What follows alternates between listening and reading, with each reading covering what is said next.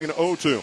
There's some injuries and some notable scratches on the Binghamton side, so let's go ahead and run those down. Number 2, Eric Greibo, who seems to be a big thorn in the Phantom's side quite a bit, but he is a scratch today.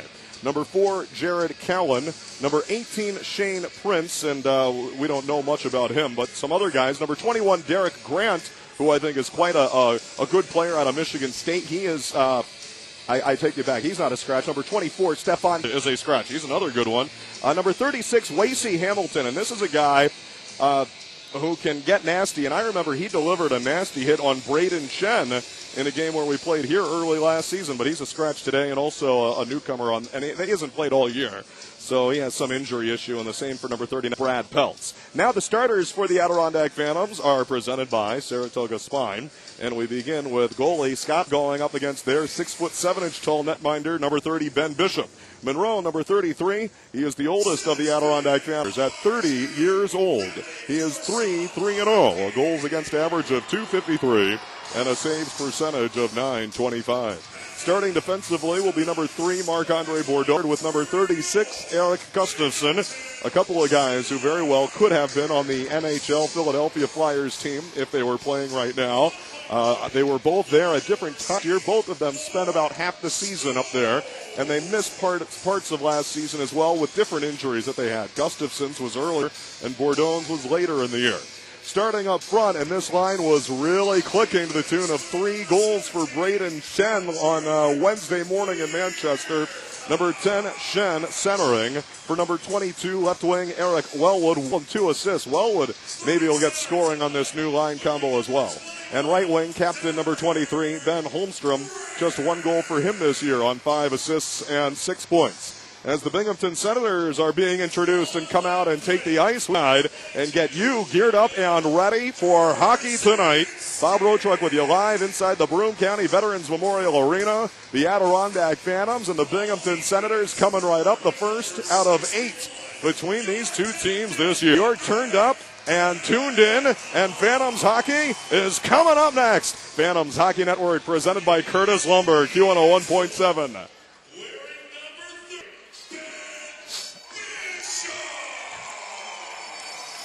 Testing 1. Oop. Testing 1, 2. Testing 1, 2, 3.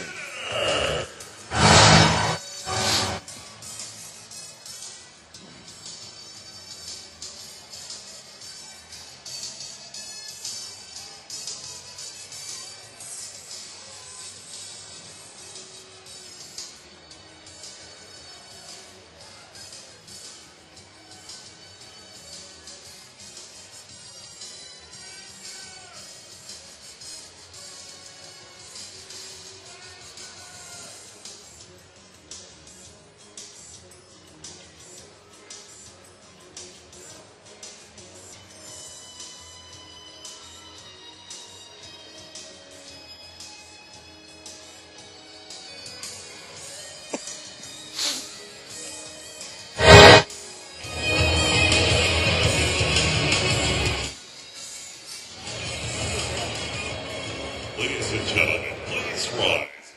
We're asked to the performance of our national anthem by Jim Gleason.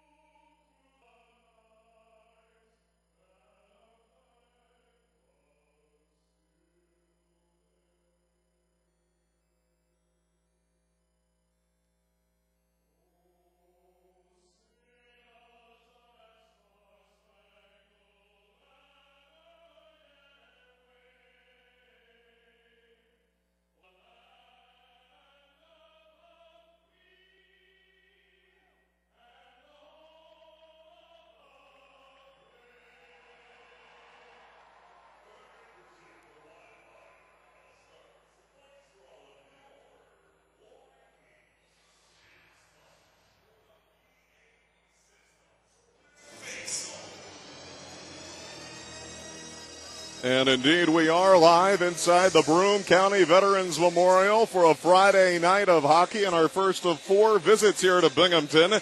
The Adirondack Phantoms have won 3 of their last 4, and they are playing some quite decent hockey, thank you very much. And a couple of those 3 wins have been on the road. This 5-game road trip that began the previous Friday on the road at Rochester with a 2-1 win. They lost last Saturday at Albany 2-1, and then they won this past Wednesday at Manchester 4-1. So 3 games into this road trip, they are 2-1, not too shabby at all. If they split this weekend, they finish gamer with a winning record. Of course, they'd love to win both of these games tonight against Binghamton and tomorrow night to wrap up the 5-game roadie at Syracuse. And then after that, the Thanksgiving feast holiday home weekend of hockey. 3 games in 4 days, beginning Wednesday, the day before Thanksgiving, and a 6-game homestand, the longest of the year. Okay, Brain's meeting at center in there, and the puck is dropped. He goes up against Derek Grant, and the Binghamton Senators win the draw. And stepping up, Bourdon tried to poke it away from David Jerzinski, and he did, but there was a different Phantom, Wellwood, who was in the zone and whistled for an offside. All of 9 seconds into this game. The referee today is some guy named Jeff Miller, who I don't believe I have seen before. The linesmen are Bob Fryer and Judd Ritter. Neutral zone faceoff, Shen against Grant again. Grant, a second-year pro out of Michigan State, and he wins the faceoff, tipped it to the Adirondack Phantoms line, moving it quickly. Bourdon to Strom across to Wellwood, trying to center for Shen, broken up. Holmstrom up the right wing half wall, picked up by David Jerzinski. They look tied up there by Wellwood, dug away by Jerzinski. David Jerzinski is certainly a good one. He tried to go wide on Bourdon up to the left circle. And now Bourdon will get a body on him. 2-on-2 tangle up for it there. The Phantoms wearing the black jerseys today. The orange stripes on the sleeves. Up high and a shot and a glove save for Scott Monroe on a shot by Mark Stone, who's one of their few guys who had time a while last year. Binghamton is not exactly the same as some of the teams like Adirondack or Rochester. They do not have any young guys who had all the experience up there. With Ottawa last year, they have a couple guys, but nothing too overwhelming. Jakob Silverberg is out there, native of Sweden. He's one of their guys that played some with the Senators last year. Phantoms win the face-on. Couturier is out there with Zolnerchek and Harper poked up to center. Binghamton knocked it in and now intercepted as Danny Sivrat found Harry Zolnerchek, dumped in deep. Handling it back there is the 6'7" tall goalie, Ben Bishop. You thought Layton was big and tall, and he is. Ben Bishop is a big boy in there, the tallest ever goalie in the NHL. We have another goalie by the name of Nico Hoven, who's down in the ECHL. He's just as tall as Bishop. Okay, here come the Phantoms. Cross ice, Zolnerchek, centering, knocked down. Couturier shoots and scores a backhander as they got Bishop out of position. And Shane Hart right through the blue. Sean Couturier scores 1-0 Phantoms. For Couturier, it's his 3rd goal of the year. He hung patiently there. Bishop was way out of position, but he had gotten back in there. Would have blocked it if Sean had shot it right away, and he smartly hung on to it and backhand slid it around him. Harper and Zolnerchek will get the assist, 24 into the first. Only the 2nd time this year the Phantoms have drawn first blood. Face-off win for the Binghamton Senators. Mark Borvietsky knocked it around the wall. Oliver Lordson is there for the Phantoms. Couple guys collide down there. Another big hit in there. And, boy, they're kind of getting nasty early. Back there was Zach Ronaldo. Well, you know it had to involve him somewhat. Ronaldo is getting shoved around a little by Hugh Jessamine. Assisted by number 24, Harry Zolnerchuk, by number 28, Brandon Manning. Time of the goal, 1:24. Adirondack goal scored by number 14, Sean Couturier. Assisted by number 24, Harry Zolnerchuk, by number 28, Brandon Manning. The Adirondack Phantoms iced the puck. Boy, I really thought that Harper had given it up to Zolnerchek, but they ruled that Brandon made the last to touch it before Harry Z was able to push it across. I thought that was Harper over there. They may change the decision, or more often than not on situations like that, it was yours truly who saw it wrong. These guys do get to look at the as far as that goes. So usually they get it right, and I'm wrong. Phantoms win the face-off. Ronaldo Akrani dumps it in, gets off the ice, and now Binghamton back the other way. It's 1-0 on deck. It is flipped in by Cole Schneider, rookie out of the University of Connecticut. Phantoms in their zone. Marc-Andre Bourdon, spinorama back there. Tried to headman long stretch pass for Garrett Rowe, who has 2 goals in the last 3 games. Along the Binghamton line he was, and it was tipped in and then picked up by the Senators. They knock it back the other way. Adirondack now rushing up is Garrett Rowe, but got a little disorganized. And offside is the call. 19:14 to go, first period. Well, that Blue Phantom schedule update for the Adirondack Phantoms. We're on the road again tomorrow. We've been on the road for a while, and we do that again tomorrow at Syracuse at 7:30, and the Pepsi Countdown to Face Off. And finally, Wednesday night, back to home sweet home. When was our last home game? Boy, it was so long ago, I can hardly remember. Well, actually, I'm kidding. I really do remember. It was on November 3rd, a Saturday, a 4-0 shutout win for Scott Monroe against the Albany Devils. And we'll be back at home on Wednesday, the night before Thanksgiving, to take on the Bridgeport Soundtown Thanksgiving weekend holiday feast of hockey. Shen got tripped up in the Phantom zone. Back there, he got his feet yanked out from under him by Mark Stone. And just like that, Adirondack gets to go on the power play. Binghamton is pretty good on the power play. They are 8th in the American Hockey League, or I should say on the penalty kill, they're pretty good, Binghamton. They are now 7th the penalty kill at 88.1%. Adirondack on the power play, trying to get it going. They had a couple of them. Shen scored 3 seconds off the draw, and here he shoots again. He almost did it again, exactly the same way. He shot that one high. Holmstrom won the faceoff. Shen carried it out and wristed it on. 3 seconds in on the power play, he scored in Manchester, and he was looking to do that again on Ben Bishop, and he almost did. Incredible. Garrett Rowe had a power play goal at Manchester as well. So the power went along quite nicely. After they went 0 for 7 Saturday at Albany, they scored 2 of them at Manchester. Phantoms in the zone, Couturier cross ice. Manning, big shot, blocked down, never got to Holmstrom, who was in front there, and carried out of there by Andre Benoit to the red line. He will turn and flip it in deep, where Monroe will knock it down, and the Phantoms will change a couple of their players too. Monroe get off, and now Sean Couturier with speed and up the right wing, trying to get his way around Patrick Weirkosh, and he does. Tip to the corner, and then back to the point. Gustafson gives to Braden Shen. Right wing half wall. He and Couturier. Now Gustafson tees it up and fakes the shot and flipped it over to Couturier. It was tipped, but not enough to Couturier all the way back to the blue line. Now down to the corner. Shen out in front. Fanned on by Ronaldo on a good give by Braden Shen. 46 seconds left. Curtis Lumber power play. Couturier shooting. Tipped by Weirkosh and upstairs and over the glass of the corner. And out of play it goes. So to the box on the tripping call is Mark Stone. To the Stancliffe, Luthman, and McMorris penalty box. So the Phantoms, with their 2 of them last time, they've moved all the way up to 19th out of 30 on the man advantage. 14%. The Phantoms are 10 for 69, just behind the Portland Pirates, who are 18th, and ahead of the Toronto Marlies, who are 20th. Tops in the Eastern Conference, Springfield at 21.7%.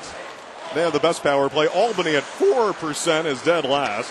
Binghamton wins the faceoff. They clear it all the way down. Now Adirondack rushing up ice and into the zone. Danny Sivrat, he hit off the corner as he crossed the line, trying to connect with Garrett Rowe on a little rebound there, but broken up and cleared away. Remember, the Phantoms are a traffic creator in front. Ty McGinn is out for the 2nd game in a row with injury. Phantoms rushing up. Ronaldo to Ford, right wing, try to center for the trailer. Sivrat, a little bit off line there. Phantoms keep it in. Bourdon across to Sivrat to the right dot. Centered out in front, batted away. Back to Sivrat. We're back to 5-on-5. Stone returns with 14:53 to go in the first, and 0 Phantoms. Now Ford trying to shoot, blocked away. Binghamton Senators get it, and Stone will carry it out and across the red line, and he's all alone. Everybody else is changing as he flipped it in around and deep into the Adirondack Phantom zone. Giveaway in front, quick shot, great save off the left leg for Scott Monroe as he denied Jakob Silverberg. Pretty close to point blank on a bad turnover in the Adirondack end. And the first shot for the Senators, man, that was about as grade A as you can get. Andre Pedersen trying to move up the left wing, couldn't do it. Intercept Couturier as he dropped it. Give and go with Harper. Zone up the right wing wall. He has Harry Zolnercheck. Puck squeezed off a couple sticks, pops high in the air. Couturier caught it, tried to play it off his own stick, but intercepted Binghamton. Knocked out to Cullen Eddy, defenseman for the Phantoms, a righty shot, 3rd-year pro. rifled it back in. Now Binghamton shoots it back to the Adirondack line. Colonetti turning, tried for a stretch pass, cross Couturier, but Binghamton anticipated, intercepted, and now they have it deep in the Adirondack zone. Oliver Lordson on the back check, and he got a good bit of Hugh Jesselman, their big boy back there. All 6'5" is Hugh Jesselman.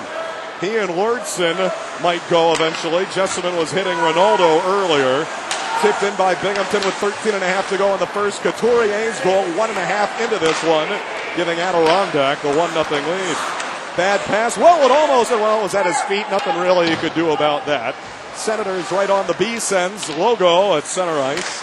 Tipped into the corner in Adirondack there. Marc-Andre Bourdon, who played about half the season last year with Philadelphia, in a little bit of trouble. And he carried it in on goal, gave it to Gustafson. Didn't panic, he just steered it away from the traffic instead of giving it back. Great move at center, Wellwood, into the zone, shooting. Tipped off the stick of Patrick Wierkoch and off the top of the end glass. Now Wellwood shooting from a give from behind the goal, Shen at the side of the net.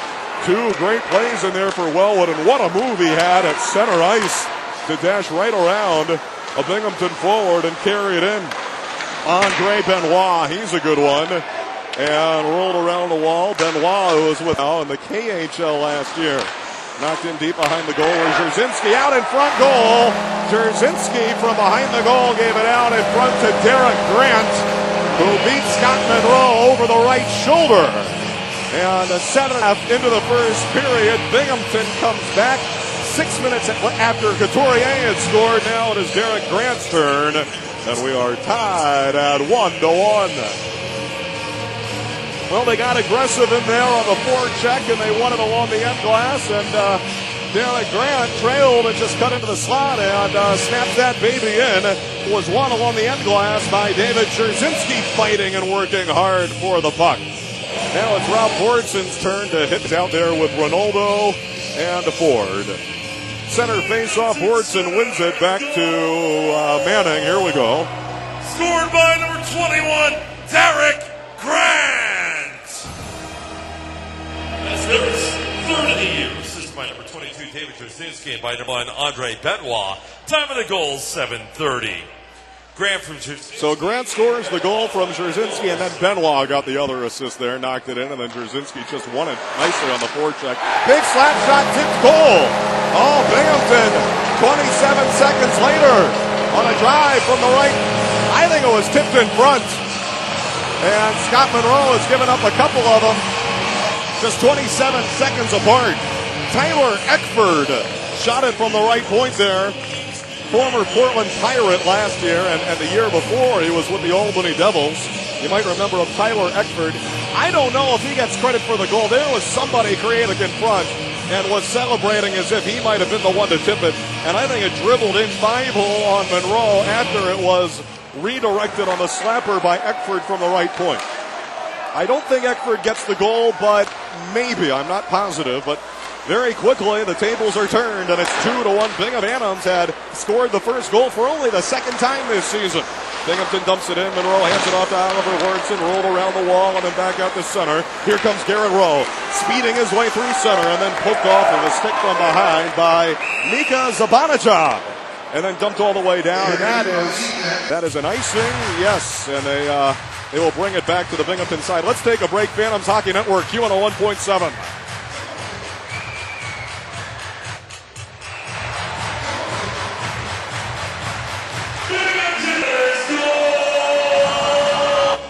Scored by number 29, Tyler Eckford.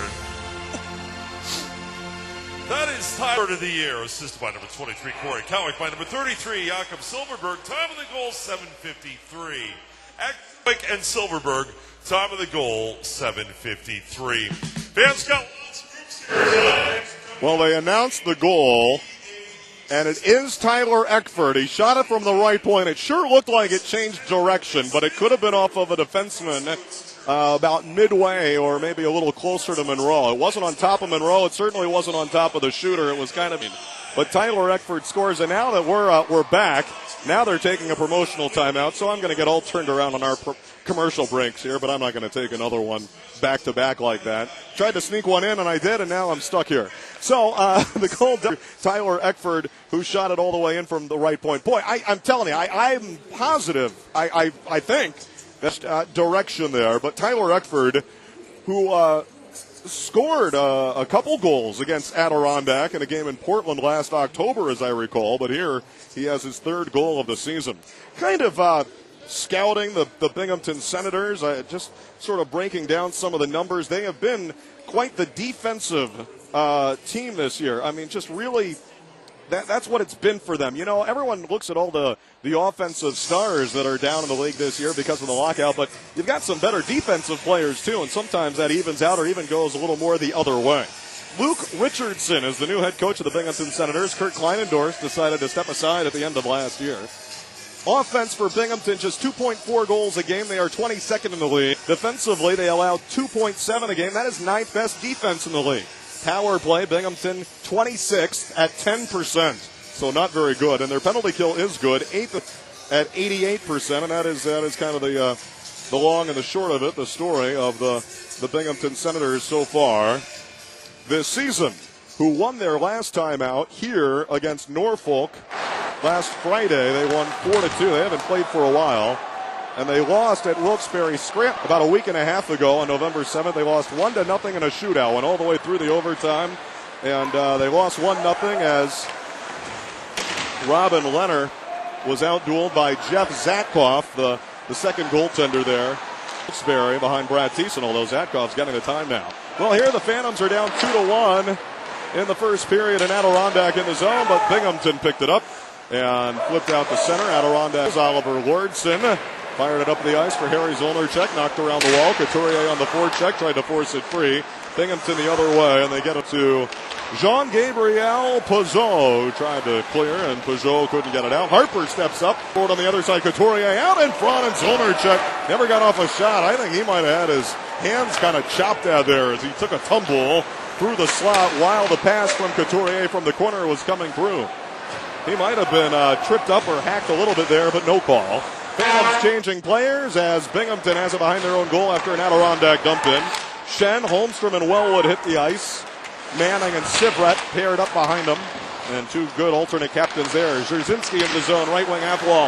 Up high, drops it to the right point, and Binghamton buzzing, and a shot is blocked in front. Sivret kind of hit him in the chest there on a shot that might have been Eckford from the right point. And take it back, that was Silverberg over there, I think. And now, no, it was Eckford that was time. And now the Phantoms clear out the center. 9:40 to go. First period. It's 2-1 Binghamton.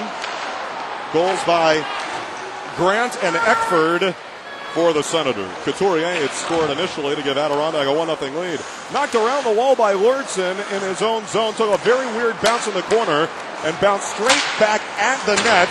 But there to recover was Brandon Manning, who's now going to take this opportunity to get off the ice as the Phantoms pushed it to the Binghamton line. Gustafson replaces him. Testweed is out there and kind of collided with Tyler Brown. They get Binghamton into the zone. A shot from the right wing. That is blocked off the body there of Lordson, who I think is a little stung by that blocked shot off his hand. I think he's all right, but he definitely felt it, I believe.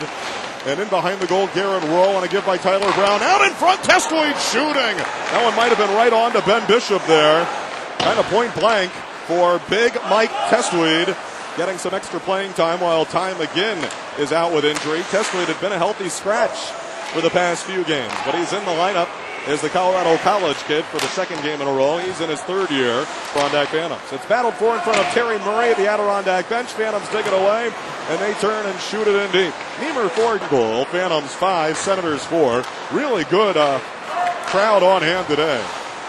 Pretty close to a sellout in this very small arena. A shot is blocked, and Gustafson is a little stung there by that blocked shot. And he's crumpled over in a heap as he gets up and comes over to the bench, bent over, doubled over, and in pain. Yeah, that really hurt him there. Hit him in the hand or what? Here come the Phantoms up ice. Harper tried to give a Zolnercheck. Gustafson took his right glove off, but he's also kind of holding his helmet. I couldn't tell where it hit him. And he's kind of motioning around at the bench. I think he's okay, but it definitely looked like it wasn't the most pleasant of moments for him. Binghamton from their zone. They dump it down to the Adirondack side, and it's Oliver Lordson firing it up the left wing wall deep to the Binghamton end, and it's a lot of dumping back and forth and possession changes. Hoffman flips it up in the air, and it's grabbed and caught in front of Oliver Lordson, the Great Dane, I like to call him. Finds Holmstrom and Wellwood, the Phantoms in their own zone against aggressive Binghamton pursuit. Now Adirondack up the center, rink-wide pass for Holmstrom was tipped. That was just too much real estate to travel on the get across by Shen. Knocked back to the Phantoms line. Adirondack again. Eddie, nice give. Shen to the high slot. Shooting. Pad save. Rebound. Shift wide. Wellwood had a juicy opportunity there, and it rolled on him and hopped on his stick.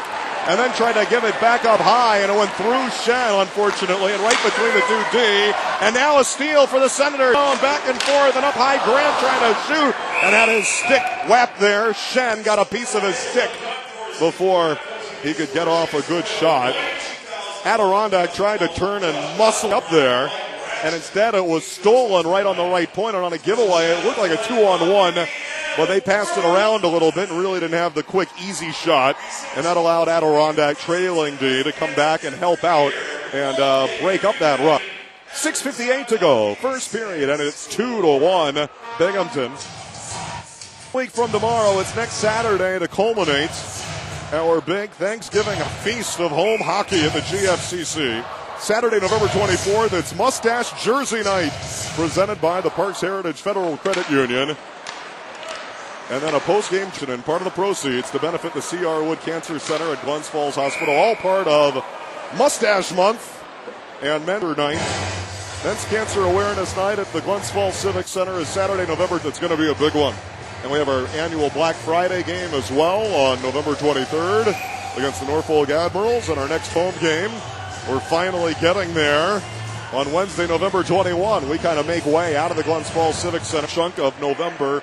Every year they get the Charity Stampede Rodeo in town. Then they had a concert there yesterday, which I am told went very well, Lamb of God. And then the high school volleyball championships are this weekend. So on and on, lots of the thing, and we take this opportunity for a road trip while the arena's being used. Into the zone, Borvaevsky for Binghamton trying to center. That was blocked away. To the corner it goes, and Marks is there. And then battle for behind the goal, and Brandon Manning outworked him for it, and he got crushed. And a penalty on Binghamton on the huge hit on Manning. I think that was Jessamine who got him. It was. And no, it was Stone. Stone to the bench.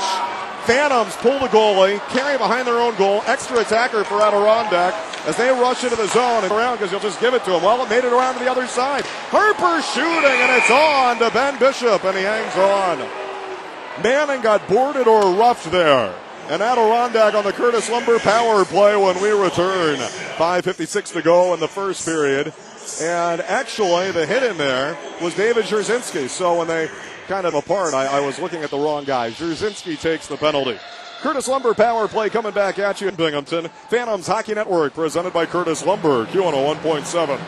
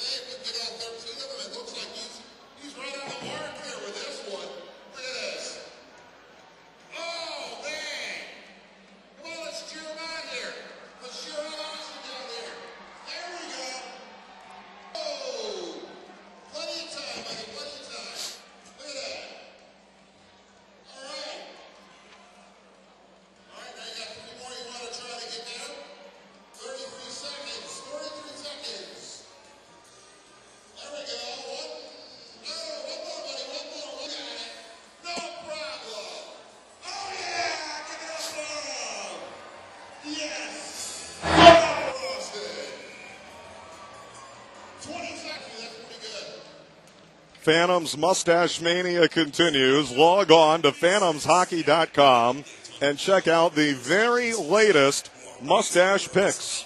Marc-Andre Bourdon is certainly leading the team in muzzy hair, but is it best-looking lip sweater? We've all got these little slang terms now for mustaches because that's all we've been thinking about for the last couple of weeks, this big mustache promotion. And it's not just the mustaches for our home game next Saturday. It's also Phantoms Youth Jersey. First 1,000 kids in attendance, courtesy of the Glens Falls Hospital Rehabilitation Team. That is Saturday, November 24th against Hershey. Call the Phantoms. Get your tickets ahead of time. 518-480-3355. Curtis Lumber power play for the Adirondack Phantoms to the Stancliffe Ludeman and McMorris penalty box. David Jarzynski. Couturier on the give back from out Shen to the right circle. Fakes the shot really and gives it down low. Couturier trades places with Shen. Couturier to the right circle. Down low Shen, and not quite the opening on the goal line there. Braden Shen, who had that 2 days ago, and now has 7 goals this year. Manning and Sivret playing catch. Sivret shooting! That might have been tipped, and he missed it a little high and wide. Holmstrom was in front, trying to deflect or create traffic. Couturier walks into the right dot, gives to the corner for Couturier from Shen, and then a big slap shot. Manning is blocked. It gets blocked and pushed back out to the neutral zone with Silverberg getting up there. 1 minute to go. Curtis Lumber power play. 4:50 left in the first. And it's 2-1 Senators on goals by Grant and Eckford after Couturier had given the Phantoms the lead. Into the zone on the heart around. Sivret to the right wing corner for Holmstrom. And now Shen whipped it across the ice, but a little too tough to handle first time for Couturier. He picks it up on the right wing wall. Shen in the corner being guarded down there, and then flipped it Bourdon. Phantoms are not finding the shots really. Bourdon to the left point, down low. Sivret, who cycled forward into the corner, tried to shoot it, was tipped into the corner, around the boards, and out across the blue line. Binghamton has it offside. Offside, he didn't know he needed a touch up. He played for it anyway, just in case he didn't need to. He didn't have time to turn around and ask the linesman. 19 seconds to go on this Curtis Lumber power play. 10 left in the first period, and it's 2-1 Senators. The Niemer Ford shots on goal are Adirondack 7, Binghamton 4. Garrett Rowe will be on the faceoff against Jean-Gabriel Pajon, who is a rookie out of the Quebec Major Junior. Played with a couple teams last year. The Gatineau Olympiques, and also with Chicoutimi as well. That's Denny Amel's former team, a great former Binghamton Senator. Denny Amel was, as well as a great former Adirondack Phantom. Phantoms dump it into the zone. Bourdon around the wall. Now Garrett Rowe, and behind the goal, Matthew Ford. Out of the box comes Jarzynski. We're at 5-on-5, and the Phantoms are 0 for 2. Back to the point, and Bourdon couldn't catch up to the pass. Ford kind of missed the target and accidentally pushed it back behind the line, but Bourdon recovers, gets it across and into the zone on a drive in by Cullen Eddy. Now it's Ford from the right wing, corner and shooting, and it's on to Ben Bishop. The big tall goalie has it for the save. Matthew Ford has only 1 goal this year. The University of Wisconsin alum who had 19 goals in 31 games with the Phantoms last year. After they picked him up in a trade in early February, he had been with Hershey, and then the trade for Kevin Marshall.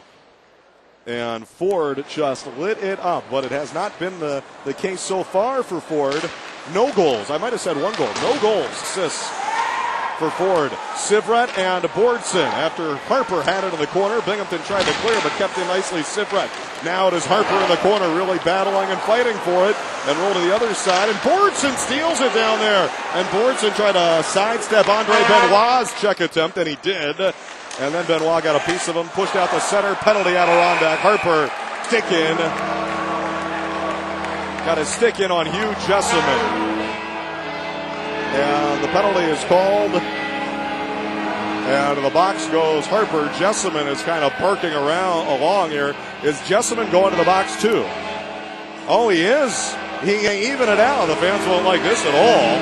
No way. I really thought that was going to be a Binghamton power play. Harper, I think, might have hooked him there. I think that's what the call is. Maybe they think that Jessamine embellished, and maybe they called him for that. I'll be interested to see, but he goes to the Stancliffe Ludeman and McMorris penalty box on the sides at 4-on-4, and this will not be Binghamton's first power play of the game as a consequence. So 4-on-4 now.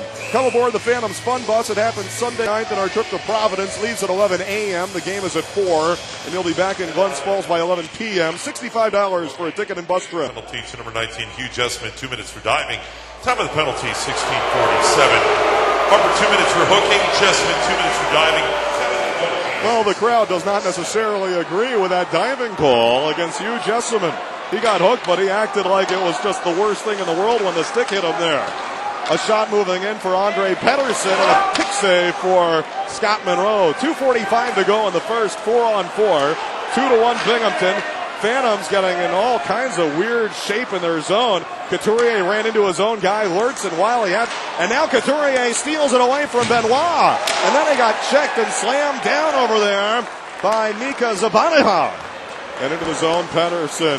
And shooting and a glove save, caught off the top of the left leg pad, Monroe. He was going to drop it off. Andre Pedersen there. They have a few Swedes on this team. So Eric Gustafsson and our assistant coach, Kjell Samuelsson, can speak their language to him. Oliver Lortzen, fluent in Swedish as well from Denmark. But they have Andre Pedersen as well as Jakob Silver, we sometimes call him Jacob, and Mika Zibanejad, which is certainly one of their best names out there. Phantoms win the draw. Derek Grant couldn't win this one. Minute 10 of 4-on-4, 2:15 to go in the first, and a shot as the give Bordson to Holmstrom block. Back to Holmstrom, now Bourdon, and down low, one-timer save, stick save, loose between the circles. Bordson couldn't catch up to it. Oh, great one-timer there on the cross-ice feed. Bourdon to Holmstrom. Bourdon is all over Derek Grant, forces him back to center, but now back the other way. Wierkosh, wing wall to the corner, muscles in on Bordson, knocked away by Monroe and pushed out of there. And now Marc-Andre Bourdon is alongside Zolnerchek and Harry Z offside. And Harry Z didn't like some of the extracurriculars there, and he waves his stick in. And one of the bigger Binghamton Senators who was trying to get under his skin somewhat down there. And all the Binghamton Senators came up to Harry and said, none of that back up. Harry Zolnerchek kind of made his case felt. He was engaged in a little extracurricular stick tapping in there with Tyler Eckford, former Albany Devil and Portland Pirate, who scored their second goal that I tipped by something, but they gave the goal to Eckford, so it might have been off of Phantom's D. 34 seconds of 4-on-4. 1:46 to go in the first, and it is 2-1 Binghamton. The Senators have it. And the center on the neutral zone face-off win. Hoffman up the left wing and shooting, big slapper. Monroe blocker save, and it came way out there on the rebound to the left. Surf swept out of harm's way nicely by Colinetti. Now Zolnerchek and Garrett Rose. Zolnerchek weave into the middle and bumped down and slammed down on the defense there. They look for a home run. Breakaway pass broken up by Colinetti. Eddie broke up a potential breakaway and then turns and dumps it down. Would have been icing, except it was right on the goalie, Bishop. Now Harper comes out of the box along with Jessamine, who took that diving call. And we're back to 5-on-5 with 1:05 to go. Here in period number one, and the Phantoms trailing at 2-1. Benoit stepped up from the right point and actually wept it around and over the glass and out of play. Another break in the action here with 58 seconds to go, period number one. We were talking about the Phantoms Fun Bus on our trip to Providence on Sunday, December 9th. $65 includes bus transportation and a ticket to the game. Call the Phantoms to get the phone number for Craig LaFave, our team bus driver, who is putting together that event. And we'll have sign-up tables at our next home games, by the way. So if you don't want to call, you just want to sign up at one of our upcoming home games, Wednesday, Friday, or Saturday, he'll be there and ready to take your money and get you a seat on the bus. It's, when you cost the gas, it's really a great price. $65 for the bus and the ticket to the game, Sunday, December 9 at the Providence Bruins. Less than a minute to go in the period. Phantoms in their zone. Shen trying to get it out. He gets help from Couturier. Headman flipping it up to 4 to 1. He was trying to connect with him there, but Peugeot for Binghamton chopped it down in midair. 20 seconds left in the period. Big collision in the corner. Shen rams into Wierkosh. On the forecheck, wins it away. Couturier tried to pass it up high for Sivret. Broken up. 6 seconds left in the period. Into the zone. In the corner and taking a fall is Pedersen around Oliver Lortzen.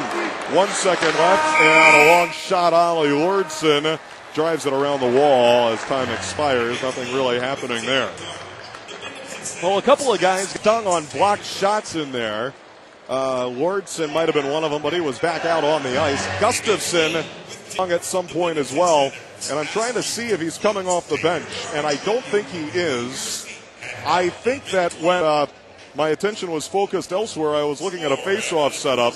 It's possible that Gustafsson went back to the locker room earlier in the period. I'll have to keep a closer eye when the Phantoms take the ice in the second period. But a blocked shot that might have been off his hand. I really know what happened there. but he was definitely in some amount of pain, and I don't know if he had come out to play since then. I need to really get on that, pay attention to that one, the ice in the second period, and try to find out here, because obviously he's a very important player. Well, here we are at the Bare Bones Furniture Intermission Report. And, Braden Shen had that great hat trick there. Well, we talked with him, yesterday, I guess. I was going to say a couple days ago, but that's when it happened, was a couple days ago in that weird morning game in a 4-1 win at Manchester. Here in Binghamton, it is 2-1 Senators after one. They scored for the Phantoms at 1:24.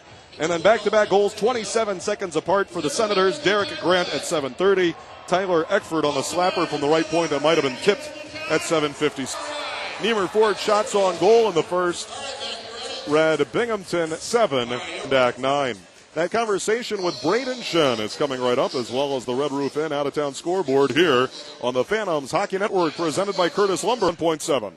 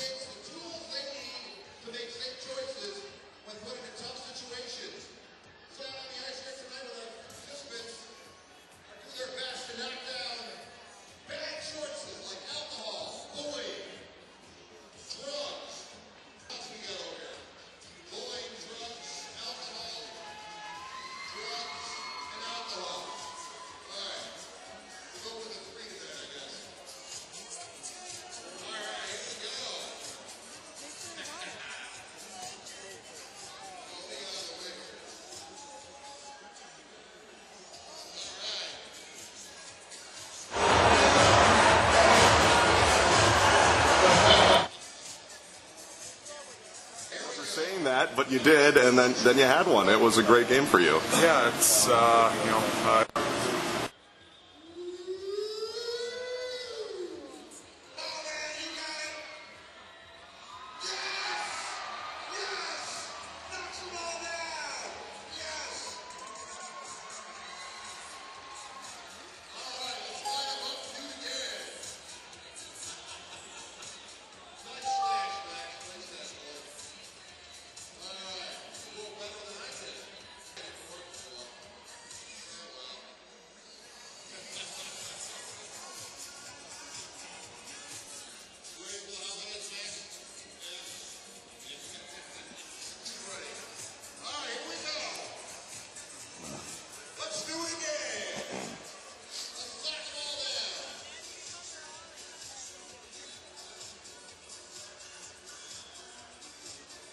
Thank you.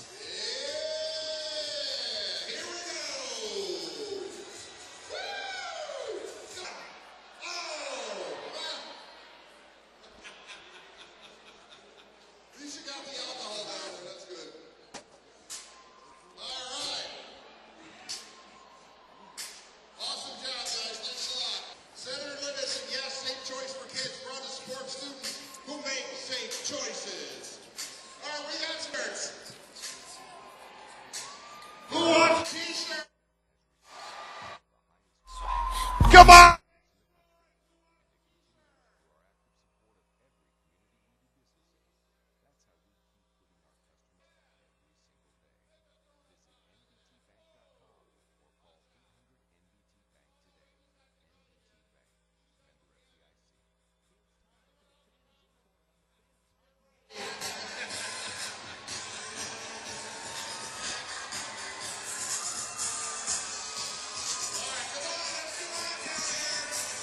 Back with more from the Broome County Veterans Memorial in Binghamton, and they've been playing mostly AHL hockey, but some UHL hockey here as well for a very long time. Now the Binghamton Senators, formerly the Binghamton Rangers in the 1990s, and before go back to the Binghamton Whalers days when they were the affiliation of the Hartford Whalers, and they also had the Binghamton team in the UHL as well for a couple of seasons before they got back into the American Hockey League with the Senators 2002. It is 2-1 Senators here at the end of one. And, boy, just the second game in which the Phantoms have scored the first goal. The only other game in which the Phantoms had scored the first goal was the game in which they didn't allow opponents to score any goals. It was the 4-0 shutout win, so obviously they scored the first goal in that one. Caught up with Braden Shen after his hat trick on Wednesday against his former team. You think he was a little extra motivated for that one? You better believe he was, and here's that conversation celebrating Shen's big 3-goal game Wednesday morning at Manchester, New Hampshire. Braden, we were here a couple days ago, and you said this is against your former team, and you're wanting to have a big game.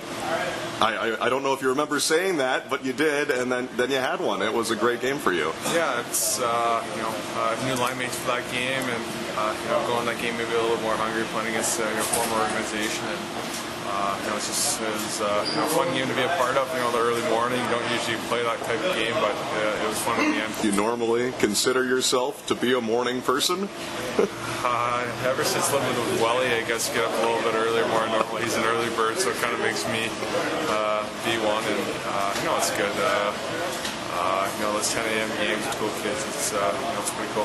How many of the guys on that Manchester team do you know? About maybe half the team or something like that, would you think? Maybe even a little bit more than half, actually. Know quite a few of them. I was with them for a while and did development camps with them, and I got drafted a few of them, so it's pretty special to do our play game against them, and it's a little bit weird, but it was fun. It is weird, it was your first game against either LA or Manchester, right? Yep. And then on top, it's all the guys that you know on that team, and then you go out there and you score a hattie. I mean, and then it's a morning game too. I mean, it was weird in a lot of different. Yeah, it was. Like you said, it's a team where I played, for that organization, and all the players and all the coaches and everything else like that. And first time playing against them, even though it was a long time ago, it's pretty weird, but it was fun. Now, the goals that you scored, blasting the slap shots at them, these were some wristers in there, just snapping it on. Is this a conscious decision that you had made going into the game, or that's just sort of how it worked out for you? No, it's just how it works out. You don't really think about it taking slap shots for the game, that's for sure. It's just heat of the moment type thing. You get in there, and I mean, the one goal that you scored right off the face, and you're open and just place it in the right place. Sometimes it doesn't have to have all the velocity. It's still a hard shot when it's a snapshot, but you get it to the right place, right? Yeah, you got to place it right. It's power's on everything. I guess you got accuracy's a lot to get fit, and I was able to beat him there, and got out the wrister going some games. Tell me about the third goal, and you picked it off at the blue line there. Pretty excited you had to be going in. Yeah, well, it's just, read the D-man, passing kind of a partial breakaway, and was able to get a shot off, and maybe a little bit lucky on that one. The D-man hit my stick. While I was shooting, it kind of forced me to run on it and go kind of on the ice, so it's always nice scoring three. Before the hat trick game, how do you feel how your season has been going for you so far? Pretty good? Maybe could be better? Could be worse? Could always be better. As a team standpoint, I think we got to be better by far, and individually, I think, like I said, you can always be better, at least play better. Maybe a little bit more consistent. I've had some big games, and I've had some games where you can always be better. So. Still got some work to do, but pretty happy so far. But last question here, but a hattie that you get, that can be kind of the trigger to go on to even big things for you, kind of that turning point, that big spark. Yeah, absolutely, it's a spark. It's always nice scoring goals, and I hope we gain some confidence here in the goal scoring department, and continue to play well with my line mates. Braden, congratulations again. Thanks. All right, thank you. That's Braden Shen talking about getting confidence in the goal scoring department, as if he needs help there. He's a confidence guy, and he's got 7 goals this year with Adirondack. He had 6 last year with the Phantoms, and he also had 12 with the Philadelphia Flyers. And he referenced this line that he's on and his line mates at least a couple of times in that interview. I mean, and I think he mentioned it elsewhere as well. So I think he's really feeling it on this combo with Eric Wellwood and Ben Holmstrom. And it certainly seemed to work for him, didn't it? So there's Braden Shen on the Bare Bones Furniture Intermission Report talking about his second career Adirondack Phantoms hat trick. He also had one last season, way back in October. It was the second game of the year, 2011. He scored a hattie at home against Bridgeport. That was in a 6-3 win, and he had half of those Adirondack goals. And now he gets another hat trick a couple days ago against Manchester, and just lighting it up and getting better and better right before our very eyes. All this great NHL talent that we have in Glens Falls and the American Hockey League this year. We're on the Bare Bones Furniture Intermission Report live from Binghamton at the end. One, it is Binghamton 2, Adirondack 1. Red Roof Inn out-of-town scoreboard coming right up, as well as our Glens Falls Hospital stats and on the Phantoms Hockey Network, presented by Curtis Lumber, Q101.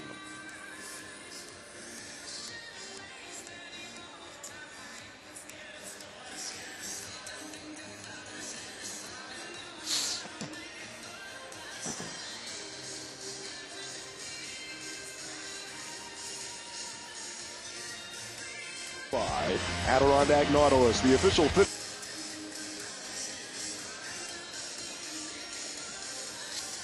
It's Derek Grant, and the Binghamton Senators win the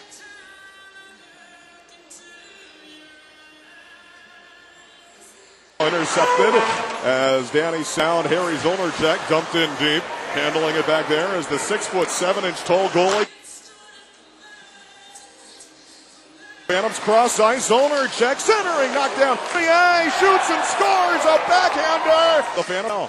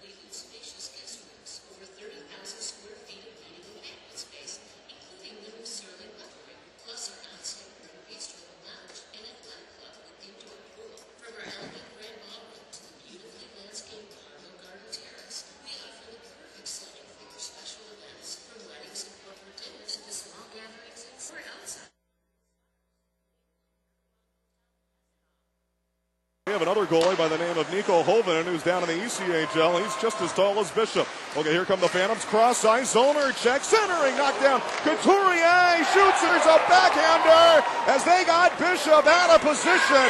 And Shane Harper put it right through the blue. Sean Couturier scores 1-0 Phantom. For Couturier, it's his third goal of the year. He hung on to it patiently there. Bishop was way out of position, but he had gotten back in there, would have blocked. Time Warner Cable audio replay highlights that was a smart goal there. I thought that Harper and Zolnercheck had the assist. They give it to Check and Manning. If Harper really did touch the puck, they will figure that out at some point, hopefully, and make the correction. But if not, then Manning gets credit for that one.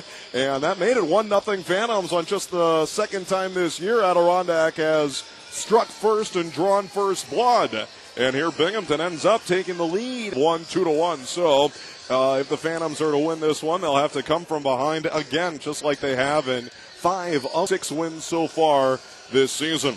Red Roof Inn out-of-town scoreboard. Portland at Connecticut, end of 1 and no score. Albany at end of 2, and Albany is trailing on the road up at the Rock in St. John's. That's 2-1. And like us, this is Albany's visit to St. John's to play the Ice Caps. Manchester at Providence, the Bruins lead 2-0. Chris Bork and Carter Kemper have scored for the P Bruins against the Manchester Monarchs, who of course we beat 4-1. That's down at the Dunk in Providence. Bridgeport is at Will Granton. The Penguins lead 2-1. Eric Tangrady has a couple of goals for the Pens. He is a native of Philadelphia.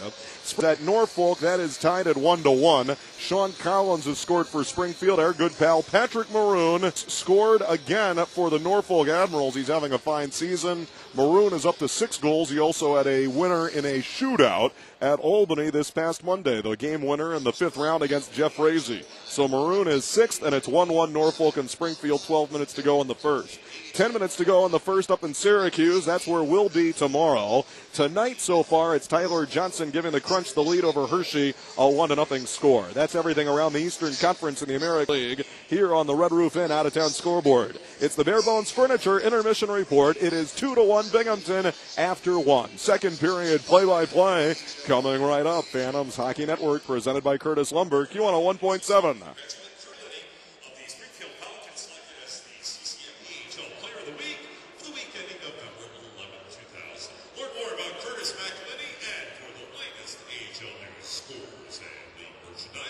Visit the AHL.com.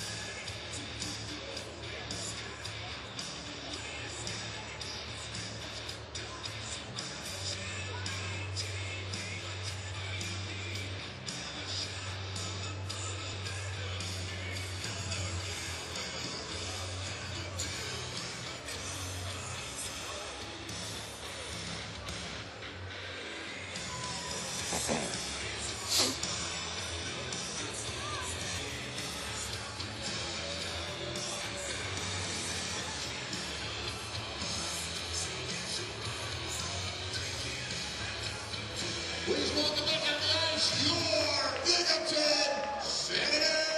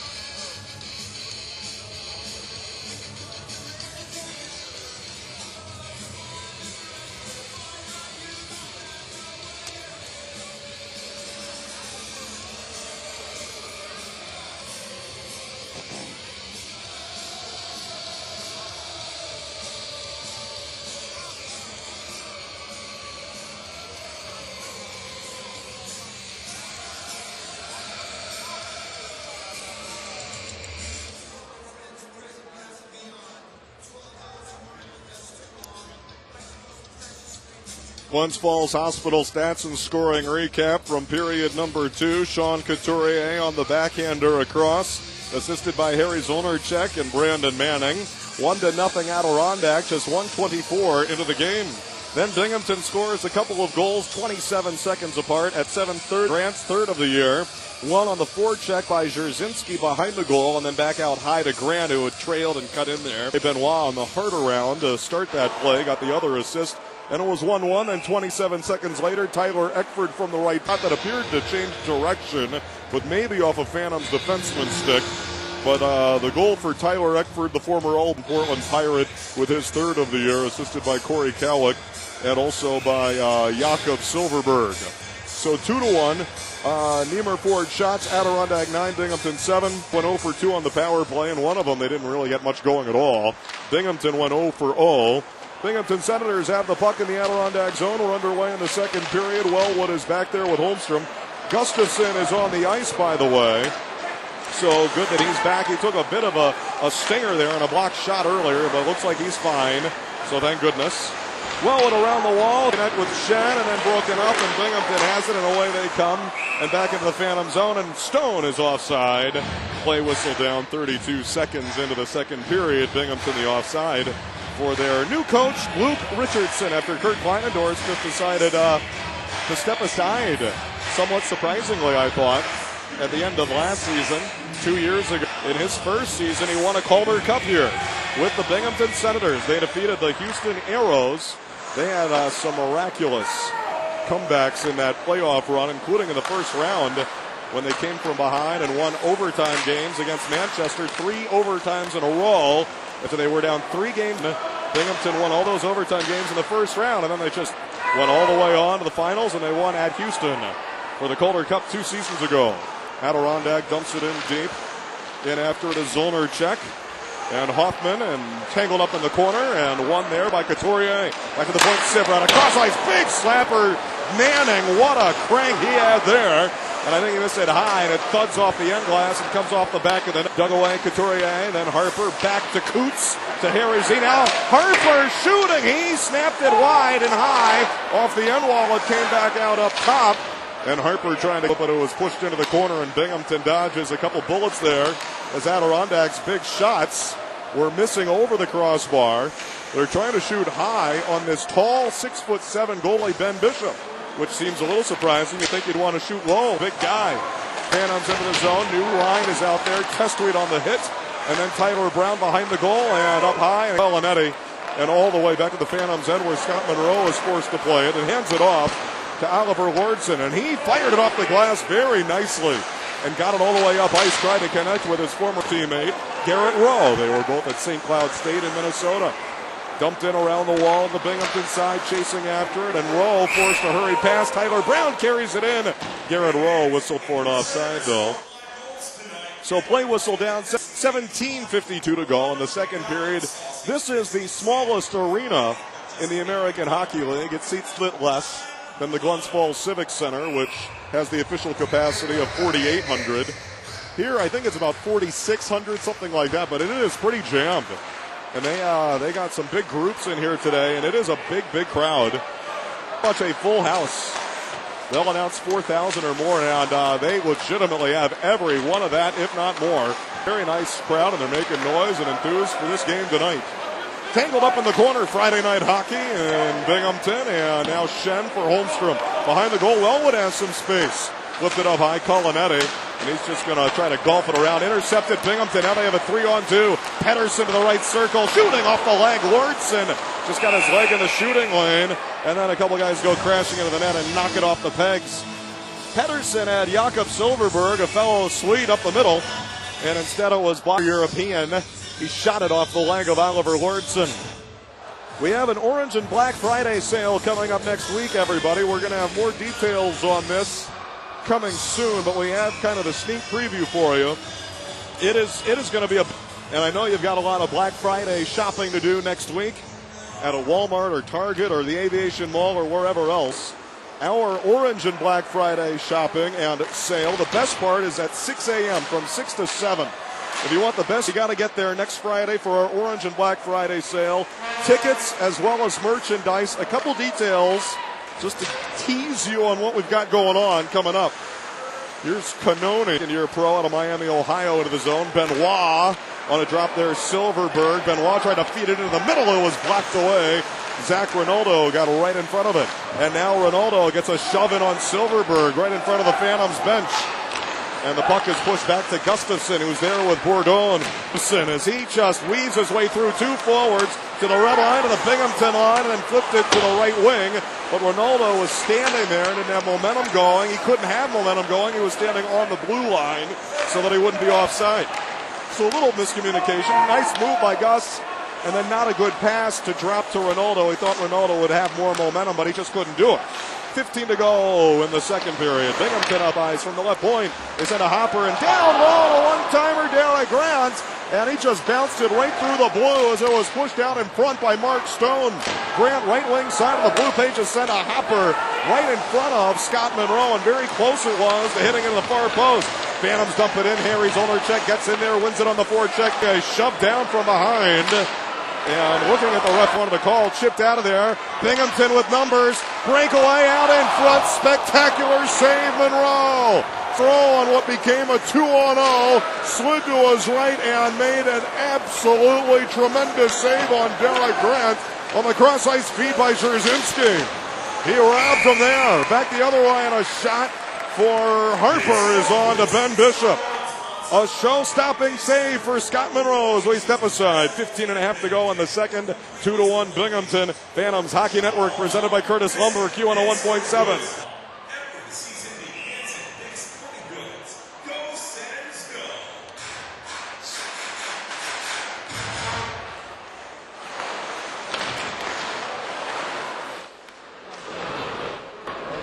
Testing one.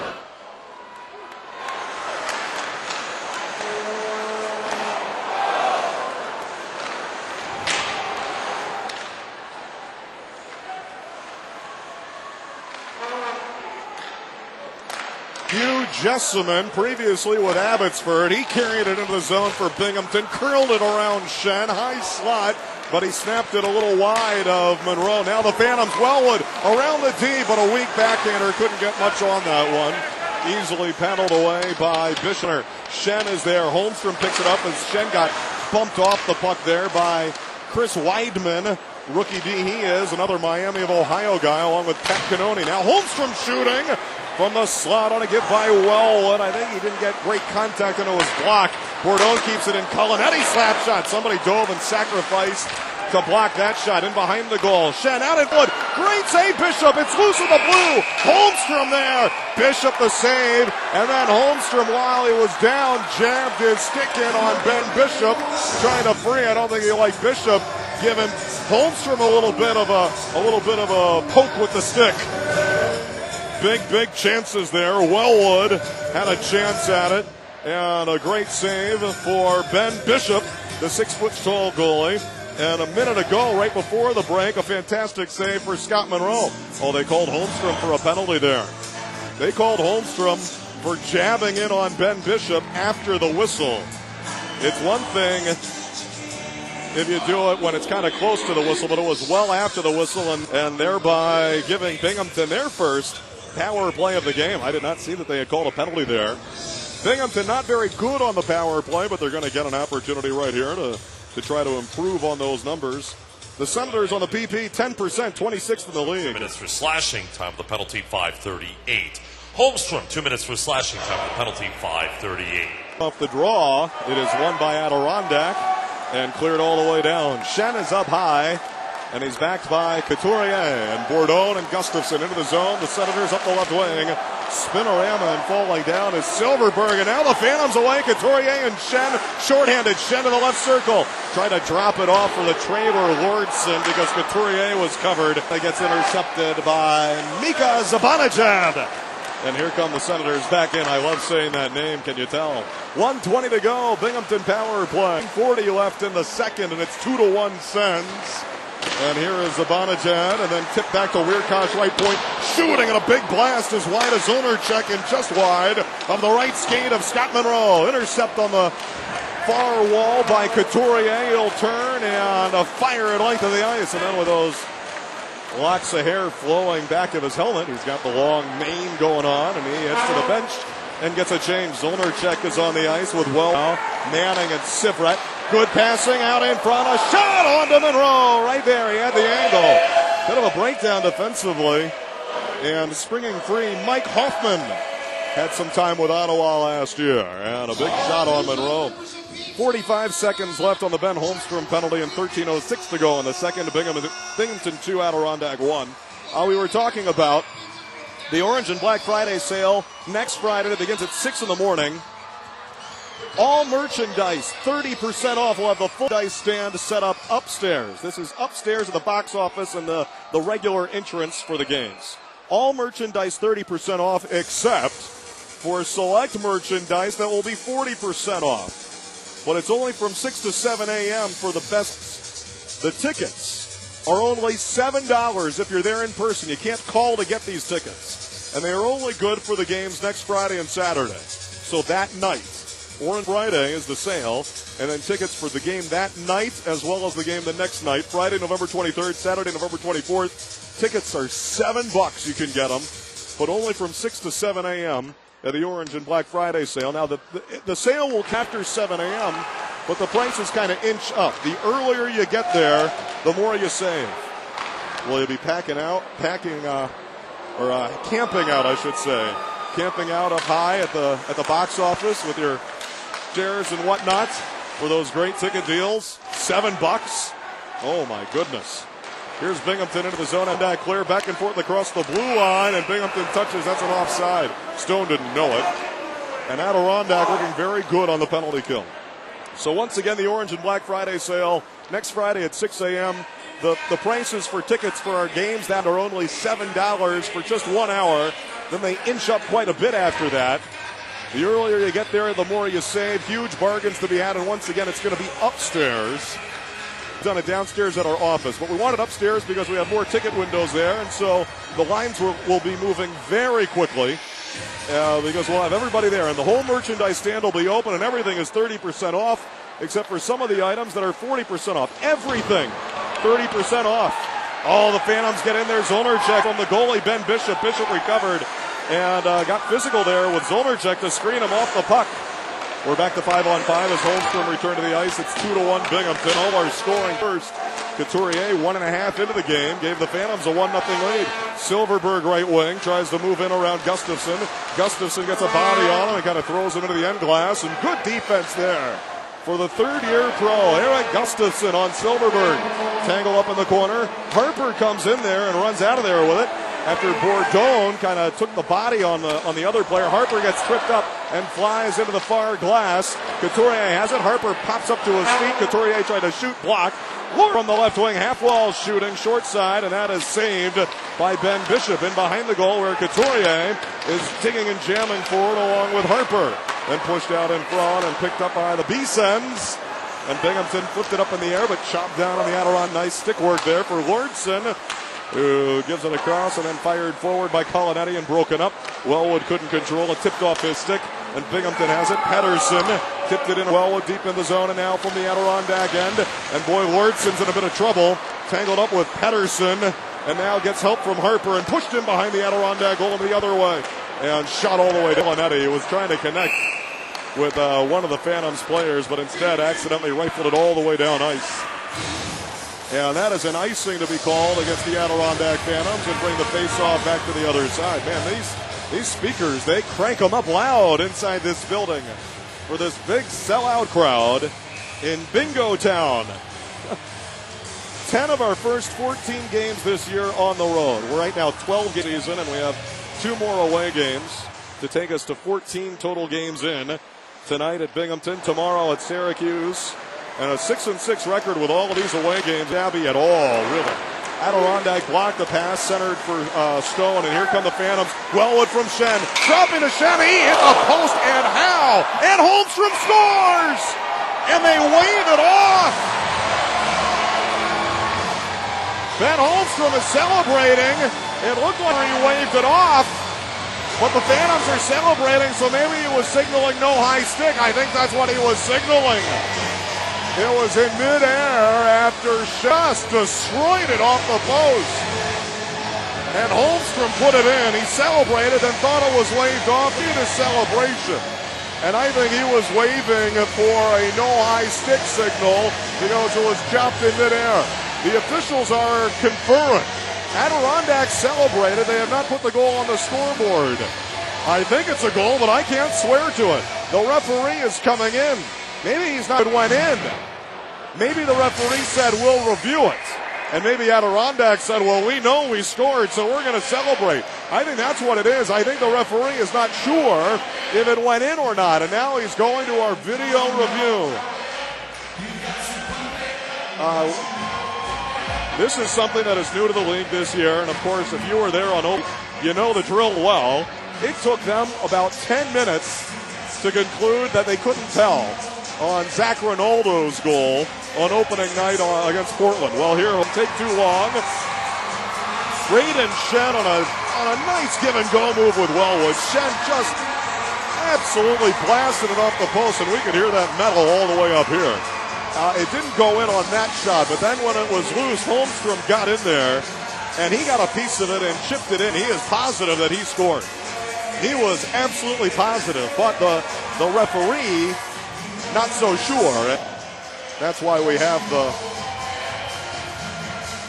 situation, the replay delay here. Jeff Miller, referee, is inside the penalty box right now.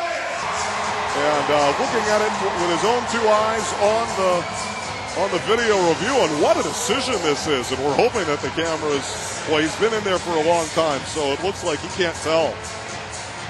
Holmstrom is standing by along with Andre Benoit, the captain for Binghamton. They're standing outside that circle and just sort of hanging out with the linesman and waiting for the word.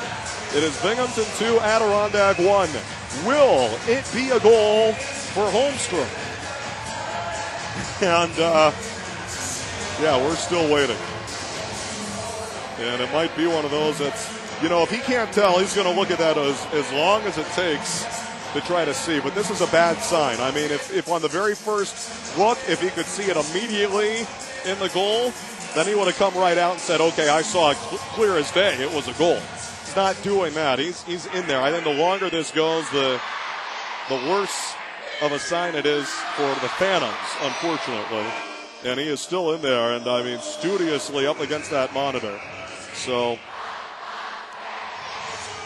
we can keep our fingers crossed that he gets it right. And it sure, I mean, Holmstrom knows that he put it in. I mean, he's not going to celebrate if the puck doesn't go in. The Phantoms are proud to announce their Coats and Cans initiative over the Thanksgiving weekend, teaming up with the Greater Glens Falls Salvation Army as well as Q101.7. And you get to benefit too to a future Phantoms game as a reward for your donation. Please give and think of others less fortunate to this holiday. Bring your coat donation or bag of canned goods to any of the upcoming games on Wednesday, Friday, or next week, the Thanksgiving weekend of hockey. And when you bring your coat or bag of canned goods, you will receive a free ticket for the Phantoms game on Wednesday, November 28th. A free ticket. Fans may also drop off their donations at the Adirondack Phantoms offices located downstairs in the Glens Falls Civic Center. All donations will be delivered to Major David Dean. He is the pastor of the local Salvation Army. They do just wonderful work over there. And it will all go to benefit needy families and kids in the North Country into the holiday season. And you're going to make some local people who are less fortunate than you are, perhaps, quite a bit happier when they have those meals or extra coats to keep a little warmer when it's cold yet in the North Country, but it's coming. We all know that. Well, they're still standing by. They are still waiting for referee Jeff Miller, who I don't think has moved from his position. He's got both arms on the table. He has his eyes glued to that monitor, which he must have looked at now. He must have looked at that replay about 15 times by now. He has not called over either of the linesmen to confer with him. Okay, here he comes. And let's go.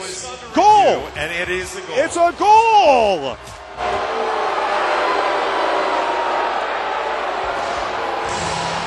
Ben Holmstrom shoots, he scores. A little belatedly, we get to officiate.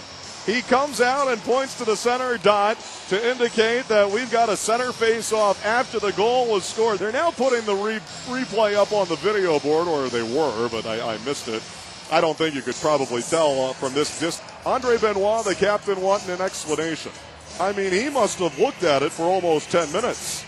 And when you look at it that long, I didn't think there was going to be enough evidence. Well, they call it a goal. Assisted by number 10, Braden Shen. By number 22, Eric Wellwood. Time of the goal, 9:19. Holmstrom from Shen and Wellwood. Time of the goal, 9:19. Well, it's times like these when video review is one of my new favorite things. Remember, then the puck goes across the line and out of play. Remember that opening night when we had that long review for the Couturier goal? Or for the Ronaldo. There was also a review for a Couturier goal. It took about 10 seconds and they figured out it was a goal. Okay, now we've got a promotional timeout, so let's step aside for this break. Upon video review, Ben Holmstrom's goal does count, and we're tied 2-2. 10.5 to go in the second. Phantoms Hockey Network presented by Curtis Lumber, Q101.7.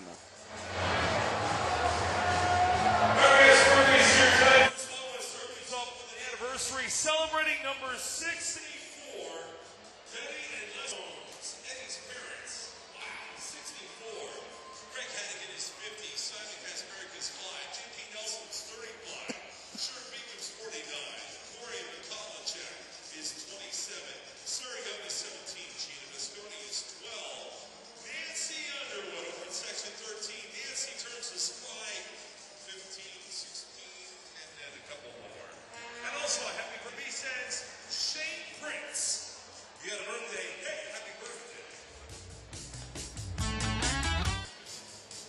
Testing one. Okay.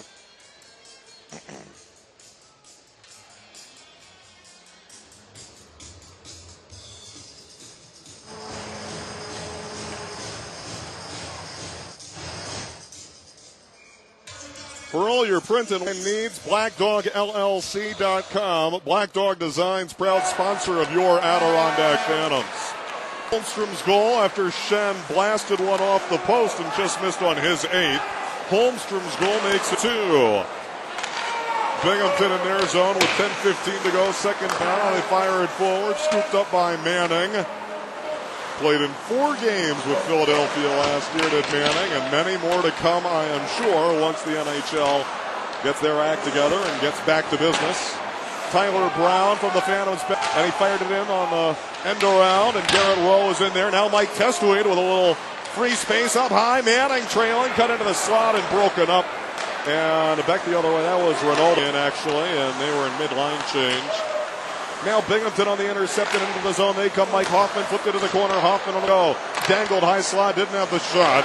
Gives it to Borovietsky, and he just played it to space in the corner. And who wants it? Oh, Ronaldo up on one of the Senators. One of the Binghamton players was lining up Ronaldo. Ronaldo saw him coming and just gave him a forearm, and he blasted it. Oh, here's a goal. Here's a goal coming in. Oni, I think, snuck it in short side. And it's 3-2 Binghamton. Ronaldo had hit Jessamine, who was going to the bench, and Jessamine quickly celebrated while he was coming off the ice because a goal was scored by little guy Pat Cannoni. Sharp angle it looks like, and it's 3-2 Binghamton. And no review on this one. Yeah, just a little gift on the right wing wall, and Pat Cannoni cut inside the right down, and he shot it. Glove hand side, short side. I think top there on Scott Monroe. Patrick Cannoni, who scored a couple of beauties against Adirondack last year, just his second of this season. Scored by number 12, Pat Cannoni. 23, Corey Cowick. Time of the goal, 10:36. So it was Corey Cowick who dug it away off the half wall. The Phantoms had tied it for about a minute, and then Cannoni got it back, and Senators by a goal again. Now it's 3-2 with 9 to go. And Gustafson trying to wrap up a man. Binghamton backs off. Phantoms have the puck. Looking for the home run pass almost, but Binghamton finished off that line change, and Bourdon decides to just hang on to it and not try for a home run pass that wasn't there. Across the line, and an offside is called. Or is it an icing? I think it's an icing as it was sent all the way down. Bourdon was trying to meet Perper running up the right wing wall with that lead pass, but it didn't quite connect the right way and went beyond him and all the way down. It sailed for an icing. Enjoy all the things you love better. TV, internet, home phone from Time Warner Cable. Whatever you're passionate about, Time Warner Cable invents better ways for you to share it, get lost in it, and love it even more. Time Warner Cable, enjoy better. Binghamton 3, Adirondack 2, and well, for the most part, a pretty good one here. Heimer 4 shots on goal. Phantoms 15, Senators 13. Hopping puck, bounces to Harper, kept in Binghamton, a shot, down low, save, another one, point blank goal. It was driven in by Mika Zibanejad after 2 saves there, point blank goal.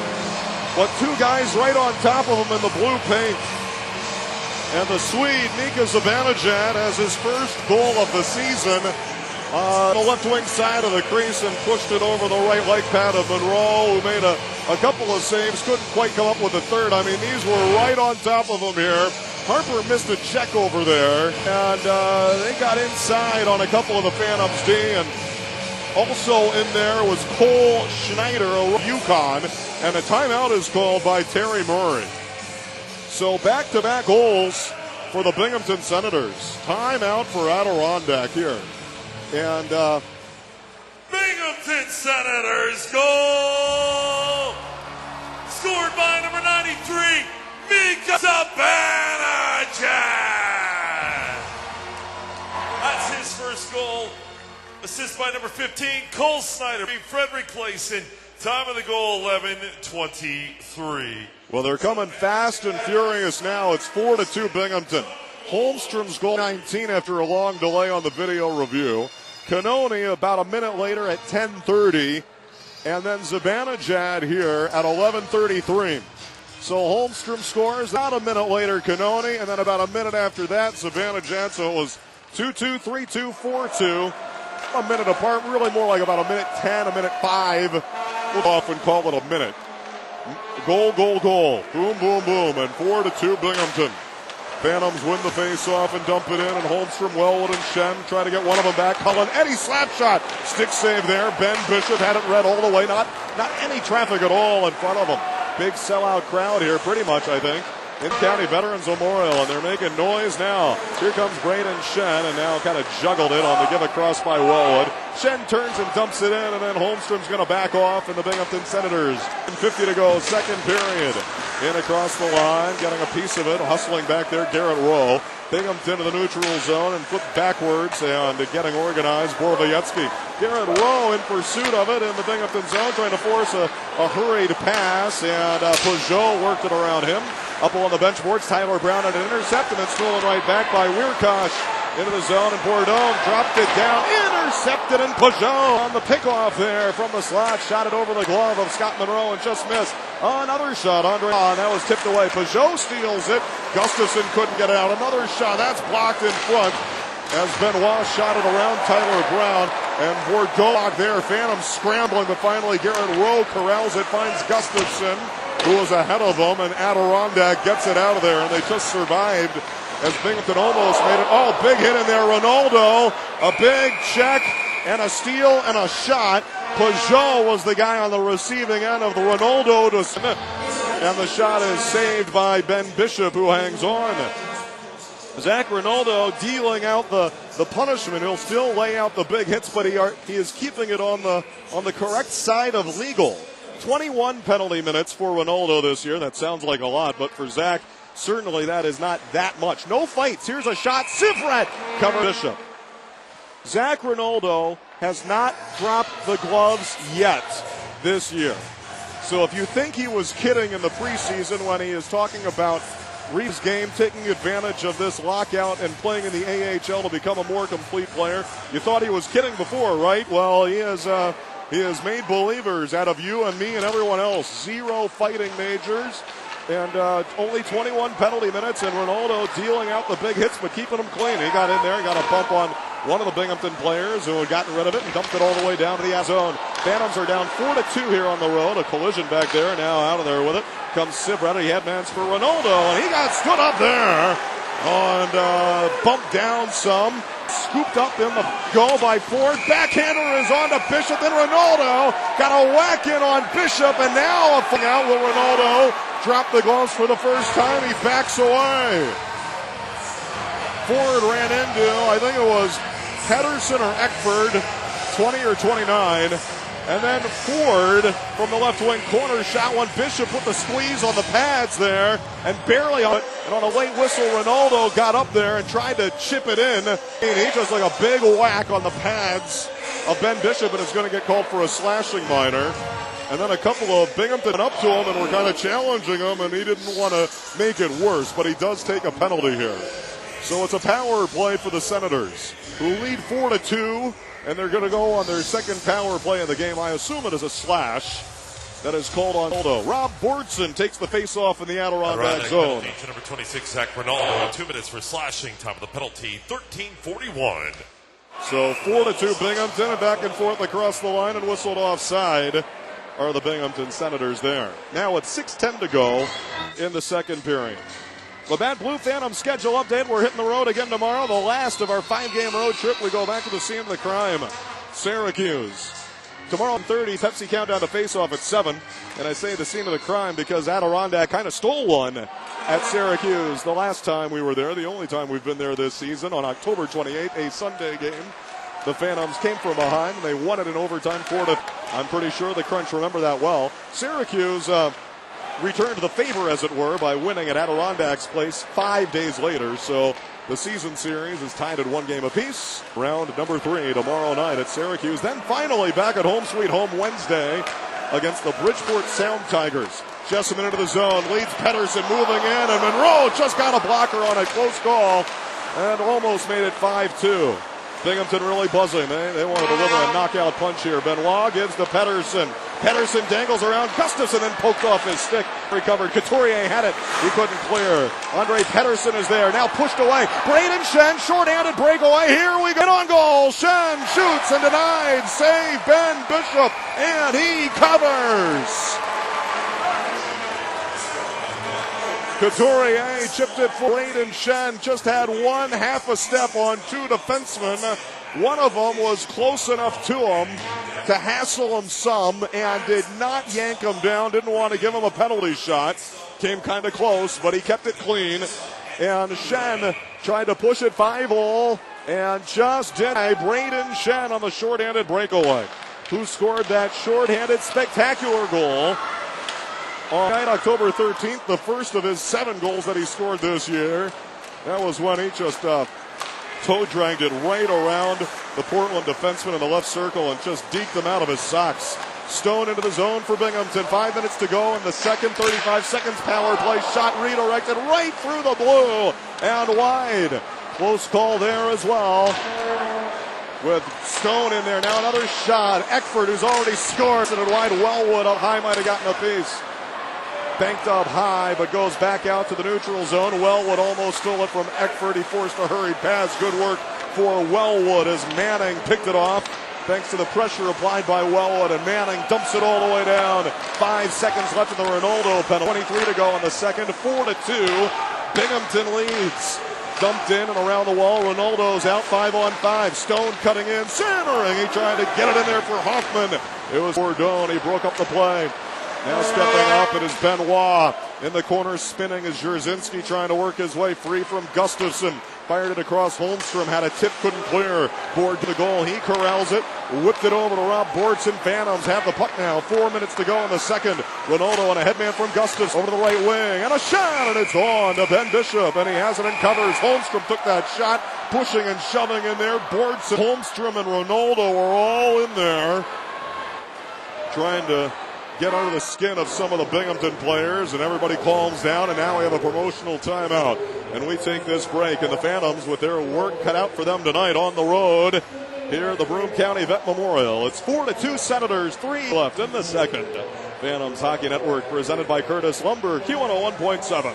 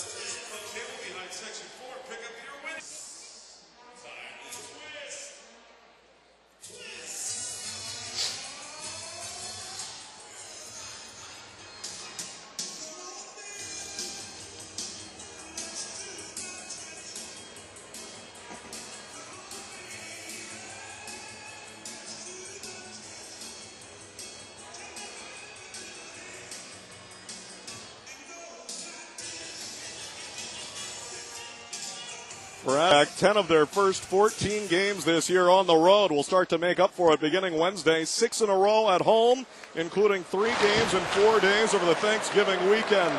Wednesday, Black Friday, and then that Saturday, we're at home. Here come the Senators into the zone, and a shot. Cannoni, sharp angle, right wing corner, and a stick save, Monroe. Phantoms have it. Phantoms away. Testway for Brown, in behind the D, shooting, and right on to Ben Bishop into his Senators there on the jersey. Mike Testweed gets in there.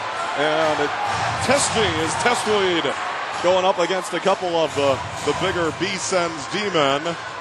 Phantoms are shooting it a little lower now. I mean, you're facing a 6'7" tall goalie. I would assume the scouting report on Ben Bishop, the tallest ever goalie in the NHL with St. Ottawa, I would assume normally against a guy this big, the initial thought would be, well, you should probably keep it low. He's so big. And they are shooting it lower now. Shot maybe got a little higher than he meant to. I think he tried to fire 5-hole and instead it got up a little bit higher and into his jersey. Binghamton wins the face-off. Here they come up ice, and Jessamine is another big guy at 6. Runs into Oliver Lortzen, our big guy. They collide as Jessamine dumped it around from the left point and then flipped back in behind the goal for Peugeot.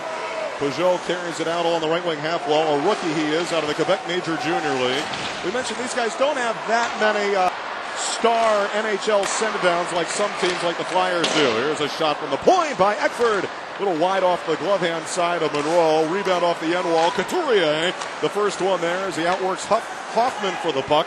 And Couturier head mover. Now Zolarchek got destroyed. Zolarchek is down on a monster hit and no penalty on the big hit. Borvayetsky hit him in the head and now breaking out. And one of the Phantoms, Harper, fell over Zolarchek, who was hurt, kind of tripped over him. I mean, he boarded him into the glass and right in front of the referee, Jeff Miller, and no call. Borvayetsky got him, threw him head first into the glass, and Zolarchek is slow to get up. Greg Loudon, the trainer, comes out. Harry Z gets up on his own, but he was down for a couple of seconds there. He's not going back to the locker room, though. He comes over to the bench. So thank goodness he's okay, and we almost get out of that with Sivret and Harper getting up there and now going to ask the referee, how was that not a penalty? And I mean, his hands are out to his side, and he is going right up to him. And he's saying, how on earth can you not call a penalty on that? The linesmen are going to try to intercede on Holmstrom there. Terry Murray told Holmstrom, go out and tell him that that's garbage. And that's what they're feeling on the Adirondack bench. And Terry Murray, who's standing up tall at the Binghamton bench there. I'm telling you, when Borvayetsky hit Zolarchek, I was worried about him being hurt. And I didn't think there was any question at all that it was a boarding. I thought the penalty was coming, and then all of a sudden it occurred to me that the referee had not raised his arm. Maybe he didn't see it. I thought it happened right in front of him there, but very surprising that he did not call a penalty. He is explaining to Holmstrom. And Holmstrom is kind of shaking his head and still talking to him as he goes back. I mean, he's not really screaming at him, but Holmstrom is being quite vocal with the referee, Jeff Miller, saying that has to be a penalty. And now Terry Murray is hot.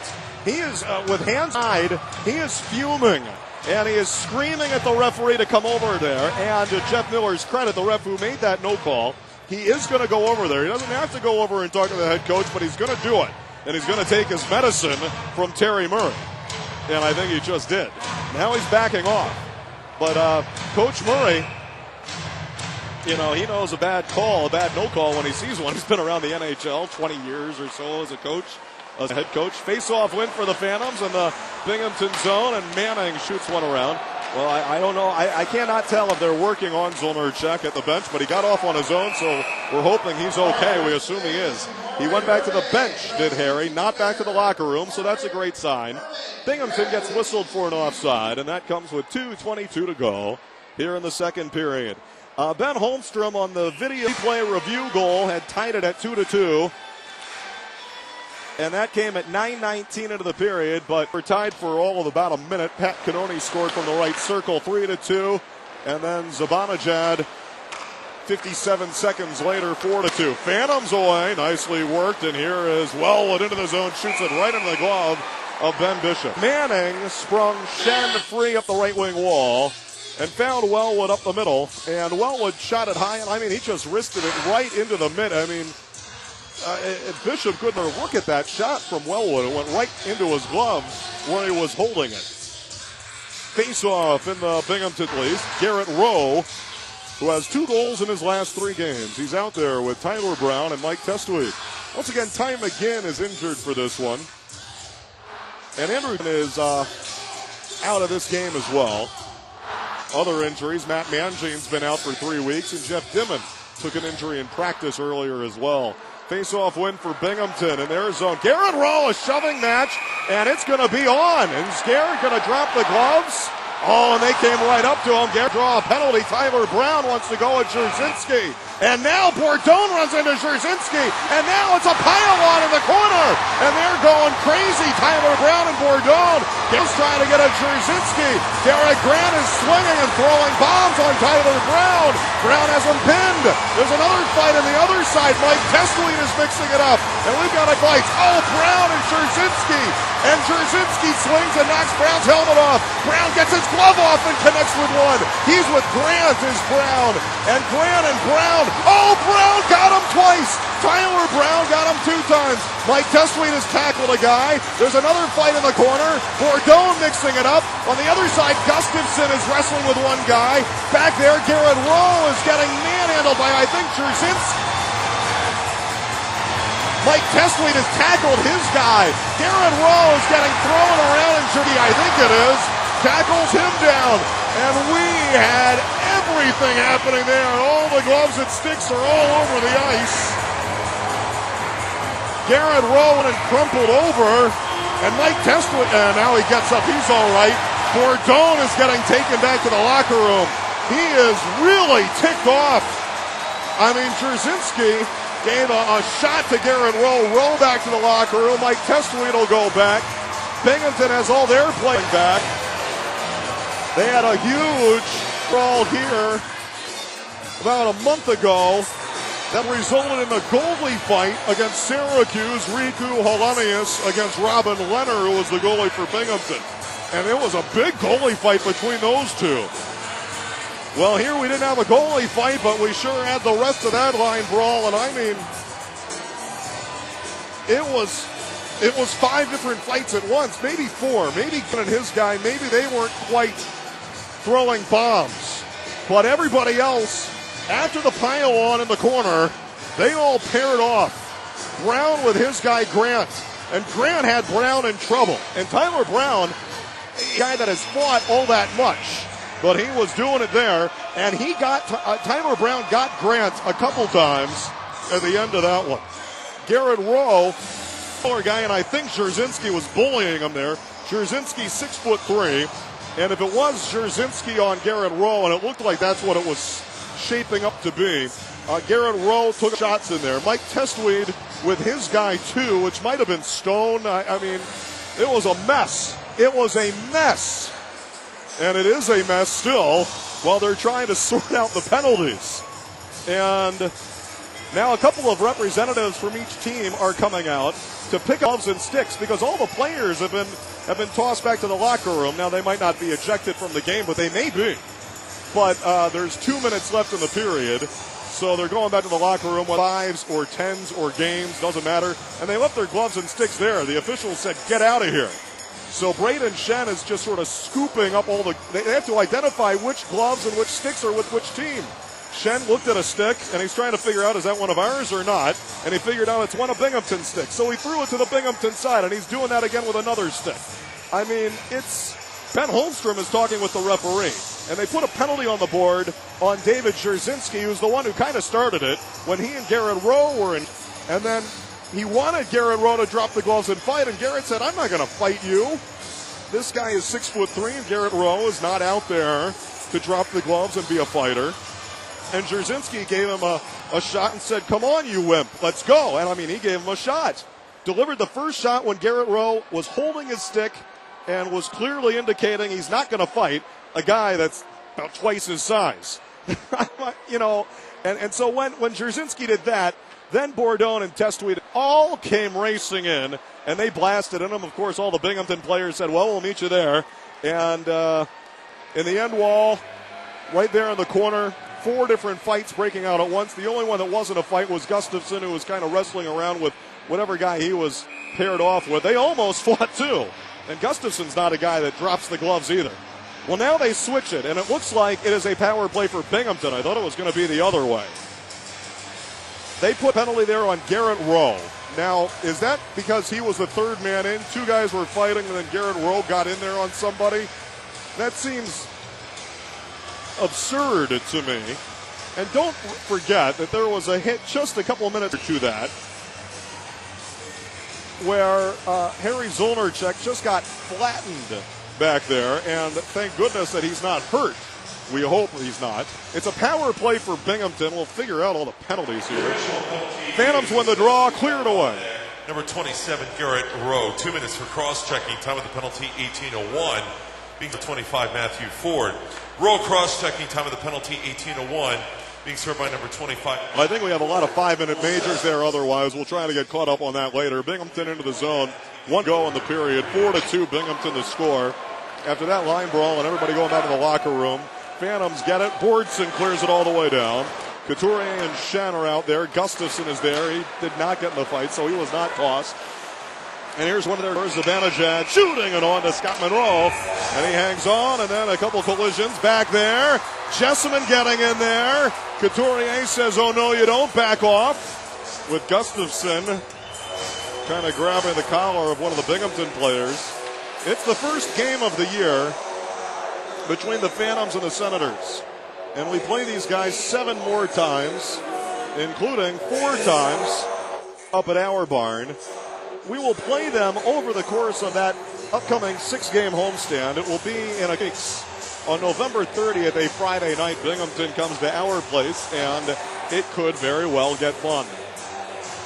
Garrett Rowe has the penalty, being served by Ford, and has 120. Well, it's almost exactly the same. 123 on the penalty, 122 to go in the second period. So the face-off, and the Phantoms and Couturier is tangled up with Jessamine, and his long reach he was able to use it with Jessamine to win it for Silverberg, and now Lordson is down there. Third back up high to the point. Their captain is Benoit. A shot from the left point is tipped on a high stick away from Monroe, and then touched by Lordson in the corner, but the goal would not have counted if he had chucked it in. His stick was over the crossbar, way too high.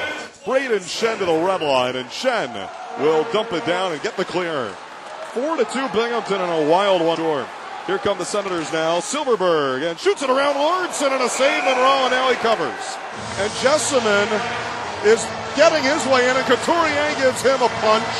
And, you know, they're all saying, look, Monroe had it about 10 seconds ago, and you're still trying to get close to him? What are you doing? 3 guys collapse in front of Monroe, and Jessamine is standing there. And, well, if he's trying to get under the skin of the Phantoms, it certainly seems to be working. Adirondack is certainly not going to let Jessamine go running in their goalie. 48 seconds to go, second period. Off the face-off, and it's won by the Senators. Benoit has it for Pettersson, right wing wall. Pettersson dashes around there. Pettersson to the corner, shooting off the stick of Danny Sivert, goes over to the other side. Borowiecki is in there. Manning on a steal, gets a check on a man, then stolen back. Ski centering and broken up Sivert and cleared away Rob Bordson. Now with 25 seconds to go in the second period. Binghamton from behind their own goal, and Benoit has it. And carrying it forward now, passing around Zonerchuk. Good to see him back out there. Nice pass, and a shot is blocked by Lordson. That one hurt him on the Zibanejad. Borowiecki there. Lordson back up. A shot, Benoit. I think a pad save for Monroe. And now with the whistle, Lordson goes down to his knee, and he's hurt. And another player, Borowiecki, gets in there and got a shove in on Lordson, who was doubled over in pain after blocking that shot. And Lordson said he's kind of hobbled as he comes over to the bench. He doubled over some. And I don't know if it hit him in the ankle or if it hit him up higher, but he really, really got hurt by that. And then I think he might have got another shot, or else it was a pad save by Monroe. So not just the fights and the hits, but some block shots are really stinging some of our guys today. And Lordson got stung on a block period as well. And he's really, really hurting over there on the Phantoms bench. 7 seconds to go in the period. Face-off circle left of Monroe. Jessamine and Couturier pushed out in front and stolen by Manning. And then a shot and knocked wide as time expires. On this rather wild and crazy, and for the Phantom side, unfortunate second period has finally concluded. 1 second left on the power play for Binghamton to begin the third. Niemer Ford shots on goal. Adirondack 23, Binghamton 22. The Phantoms had tied it on the goal that was reviewed by the replay there. Ben Holmstrom scored it after Braden Shen had fired it off the post. That tie lasted a little over a minute, and then retaking the lead, Pat Canone at 10:36. Holmstrom scored at 9, and then Canone at 10:36, and then Zibanejad at 11:23. So it's 4-2. They have not put all of the other penalties up on the score sheet. I think they're still figuring it out. Row, the 2-minute for cross-checking. And that is the only one that is officially listed. But a whole bunch of guys to the locker rooms on each side with 5s or 10s or perhaps games. I mean, you're not supposed to have more than one fight going out at a time. So had 3 game misconducts for each side. It is possible. They're still sorting it out. And when we get the official word, we'll pass that along. But it's going to be on the other side of this upcoming segment. Coming up next, we've got the AHL Plays of the Week with Josh Heller.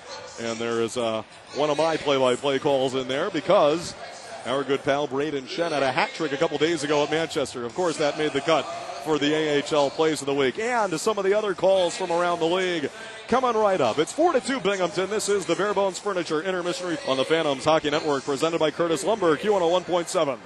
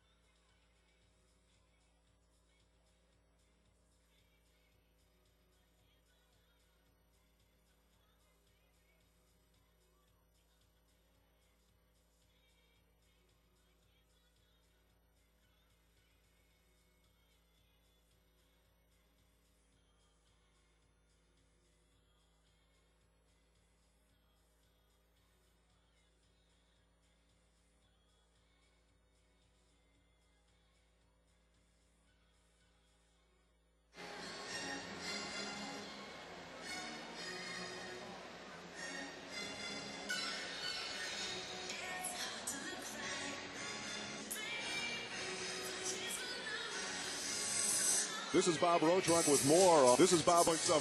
Curtis Lumite. Real couple for second period. Has had it out. His hurts and his down.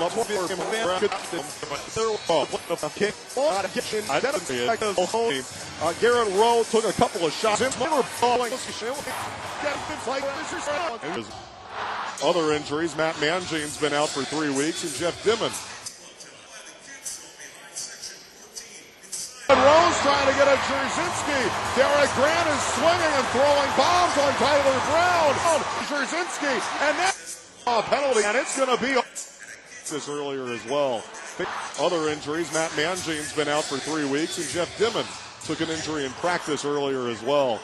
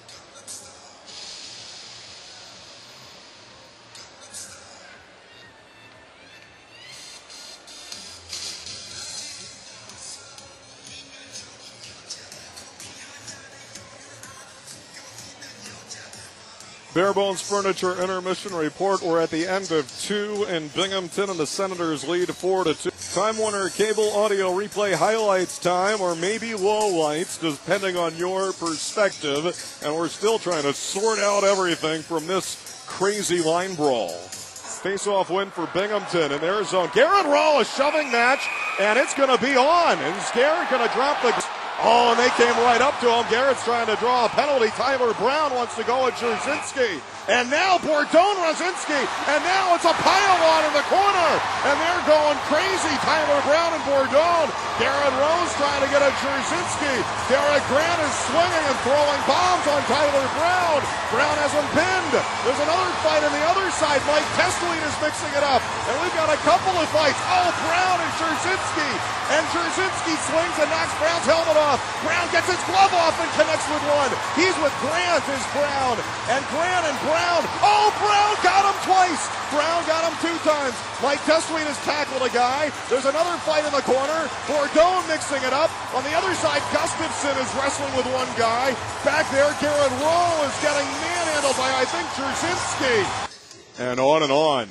And, wow, on our Time Warner Cable highlights. We basically had 4 fights going on at the same time. Eric Gustafson and whoever he was with, they were standing just grabbing it, making sure that neither one would jump into something else. You're allowed to have 1 fight go on at the same time. The second and the third and the fourth fights, that's a no-no. And they still have not put the penalties up on the score sheet, but I have to think we have some game misconducts there. Now, Bourdon ran up to Jarzynski. Garrett cross-checking to start that, and I think that's what got under Jarzynski's skin in the first place. Grant was mixing it up with Brown. Now, if that's the first altercation, the official first fight, then maybe those guys are still technically in the game and they took 5-minute fighting majors. Almost certainly Mike Testoline has taken a game, and also Marc-Andre Bourdon and a couple of the guys on the Binghamton side. Garrett Rowe also perhaps would have a game and maybe Tyler Brown it's kind of an and/or. I think you get 3 out of the 4 guys are probably taking game misconduct here, and maybe all 4 guys. But we don't know who's been DQ'd and who hasn't been because they haven't told us yet. We can make a guess that it's 4 disqualifications on each side out of that line brawl, or at least 3. I mean, I think that's what it has to be. And about a minute earlier, Mark Borowiecki ran hard into Harry Zolnarchuk. And he's lucky he wasn't hurt. and the Phantoms really thought there should have been a penalty. Now, Harry Zeal on the end wall was kind of impeding Borowiecki and almost could have been called for interference with him. The Phantoms are arguing that Borowiecki hit Harry in the head there and threw him headfirst into the glass. The referee wasn't sure that head contact was made and thought that the hit was okay and that Harry was maybe interfering with him in the first place. This is kind of a mess. The Red Roof Inn out-of-town scoreboard quickly now before the third period. Albany at St. John's. They're at the end of a 3-3 tie. They go to a shootout now. Jacob Josephson tied it with 2 minutes left in that game for Albany. Portland at Connecticut. The Pirates lead 1-0 early third period. Alexander Bolduc has scored for the Pirates. Manchester at Providence. 17 minutes to go. The Bruins lead 3-2 on goals by Chris Bork, Carter Kemper, and Jeff Tardif. Whereas for Manchester, a pair of goals for Marc-Andre Cliche. Bridgeport trails at Wilkes-Barre Scranton 3-1. Eric Tangradi has the hat trick for the Wilkes-Barre Scranton Penguins. That's at the end of 2. Toronto is at Hamilton. The lead 3-2 second period. Springfield is at Norfolk. That is a 2-2 tie. Collins and Atkinson for the Falcons. And Gannon have scored for the Norfolk Admirals. 5 minutes to go in the second period there. Syracuse pouring it on against Hershey. We'll be in Syracuse tomorrow. Tonight, the Crunch are leading 4-0 in the second period. Johnson, Labrie, Connolly, and Barbario have all scored for the former Norfolk Admirals, who now operate as the Syracuse Crunch. Third period on the way. We'll get those penalties communicated to you when they finally communicate them to us. It's Binghamton 4, Adirondack 2. Phantoms Hockey Network presented by Curtis Lumber, Q.7.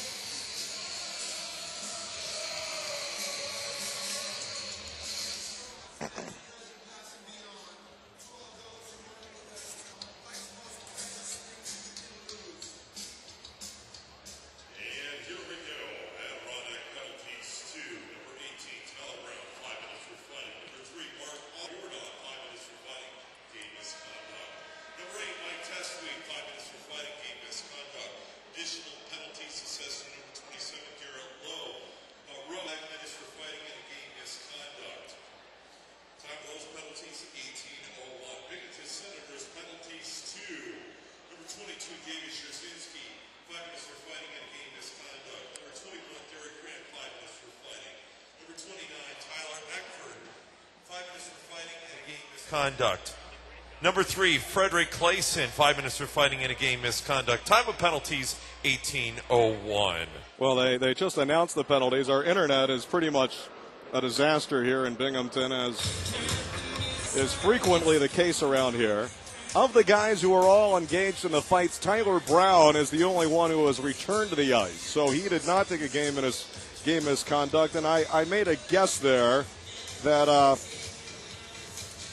that maybe he was the one who got credit for being in the first altercation, which is allowed. meaning he was in the fight that was okay. And I think he was. I think he takes a 5 for fighting. 3 guys have not returned. They were all in fights after the first fight. So Bourdon, Brown, and Testweed, none of those came back out to the ice. And the same situation for 3 guys on the Binghamton leave, including Grant and Jerzinski and somebody else. So we're just trying to piece it together. I mean, they all got thrown back into the locker room at the end of that thing because there were 2 minutes left and they just wanted to get everybody out of there. They were all going to at least take 5-minute majors anyway, so that happens quite a bit. So you couldn't tell who was getting the game misconducts then. But you can tell when they retake the ice to begin the third based on, hey, who the heck out there? And so we have figured that out, although they're still doing some figuring out, it looks like. Just to explain they're still talking things over and trying to figure out who should be going to the box for the respective sides is what it looks like. So, yeah, they're kind of figuring these different aspects out and finally getting ready for third period play, a little belatedly. Out of the box comes Matthew Ford. He had 1 second left on the penalty that he was serving in place of Garrett Rowe. So he is back out there, and we are underway in the third. 4-2 Binghamton. 3 game misconducts, it looks like, for Bourdon, Testweed, and Rowe. Whereas Tyler Brown just took, I think, a 5 for fighting, maybe a 10, but I'm going to guess just a 5. And now dumped all the way down ice by Ben. And that's an icing. Okay, so I apologize. With the internet issues here, I also am trying to get on top of our internet radio broadcast, which also always has problems but that's back up, by the way. Our Binghamton our internet broadcast is back up as of now because I was playing with buttons and looking on the ice and doing all this other stuff. It's always weird in Binghamton. I love this place. I hate their internet. Okay. Binghamton has the zone. Glens Falls Hospital stats and scoring coming up. Looks like a slash is on the way against the Phantoms. Zonarchek, I think, reached his stick in on somebody, and they actually call it a hook. And Binghamton will get to go on the power play now. First period scoring for the Phantoms. Couturier, 1.5 in, 1-0 Adirondack. Back-to-back goals, Binghamton, 27 seconds apart. Derek Grant, his third at 7:30, and Tyler Eckford, his third at 7:57. The penalty is actually on Eric Gustafson. I thought I saw Zonarchek reaching in with his stick, but they call it on Gustafson away from where I was looking, and he takes the penalty. Bingham 0 for 3 on the power play. This is their fourth. Adirondack is 0 for 2. Second period, Ben scores after Braden Shen hit one off the post. Destroyed it off the post. And then Holmstrom put it in after a rather lengthy video review. Here's Binghamton moving in and shooting and fired wide. Was that Jerzinski who's out? No, that's not Jerzinski. He had to have taken a game. That was 33 Silverberg. Into the zone comes Zibanejad, and he got shoved down by Manning. Put it in the blue, and Monroe just barely got a cover there before it went back door. So Holmstrom on the video review goal tied it at 2-2 at 9:19. Then Cannoni at 10:36 and Zibanejad at 11:33. Back-to-back, less than a minute apart for them after the Phantoms had tied it, but only for a minute. Then timeout Murray after it was 4-2. And then there was the big hit with about 3 minutes left when Borvietsky just crushed Harry Zonarchek and did not get called for a penalty. And a little bit after that, Garrett Rowe and Borvietsky getting into a bit of a pushing and shoving match. That led to the big line brawl and game disqualifications on both sides. Couple shots taken, blocked. Another shot cutting in there was Weirkon to Monroe and flipped away. And now another shot, and that one is broken up and on to Monroe. And he hangs on. Save. Okay, we're kind of getting caught up here as we go. There has been a lot to try to figure out. And on top of that, I apologize. They were slow getting the penalties up there. Now that I have internet back, maybe I can look at it here. Maybe it's on the score sheet finally. And no, not really. They've got a couple of them up there. Bourdon, a 5 for fighting and a 10 misconduct. Brown, a 5 for fighting. And they gave him a game misconduct on the sheet, but that can't be right because I thought I saw Brown in the box. I think he's just serving a 5 for fighting. So the scorers are not sure what's going on here. They're still trying together. Gustafson is in the box as well. And now dumped down on the penalty kill and then fired back forward by Ben Bishop. And it goes through Sivret and all the way deep. And retrieved by Manning. Now it has it, and he turns and shoots it down. I thought I saw Tyler Brown come back onto the ice and go take a seat in the box to serve his 5-minute fighting major. If that's the case, he didn't take a game. Stretch pass, breakaway, Binghamton on Monroe, and he hit the post. Fans celebrated. They thought that Mike Hoffman had scored, but he hit the post on the right skate side of Monroe. Another shot from the slot. This one is tipped away as a nice save was made. Monroe driving in Jessamine and turned aside on his try by Manning. Out in front, another shot. That one is on to Scott Monroe by Hoffman. Two close calls for him. There's another close stone. Weirkosh center point. A post on a breakaway and other close shots. Another shot hopping puck chipped in by Stone on the give by Wiedemann. And that one was blocked away. And now another hit, and Zonarchuk took the receiving end of another big drive. And there's a shot, bad save, rebound, and save, pushed into the corner. Phantoms dodge a bullet. Gustafson box. And Wellwood got in there and got some corner and blasted. I think Jessamine. We're back to 5-on-5. Jessamine back to the point. Handled by Weidman. And then pushed all the way down. Adirondack finally gets a clear, but it's an icing. And these guys are tired. Murray already used his timeout when it was 4-2, so he doesn't have the timeout anymore.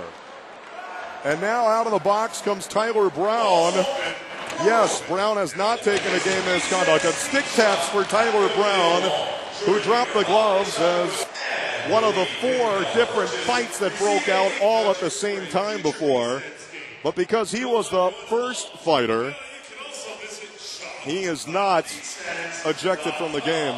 The fights that technically took place after that are, but Brown came out of that pile and was in the fight. Now the Phantoms, stretch pass, breakaway, Zonarchuk, trip penalty called. Zonarchuk slides into the end wall. Will it be a penalty shot or not? They call the trip. He rammed into the goalie, Ben Bishop, who was down in the corner. No penalty shot called, which is a little surprising. Zonarchuk was not fully in the clear, but he had a half a step on the 2 D-men. He is looking over to the and saying, this is garbage. Harry is taking a beating today. And Zonarchuk goes back to the bench. And I think they could have called that a penalty shot, but instead it's a tripping minor on Borvayevsky.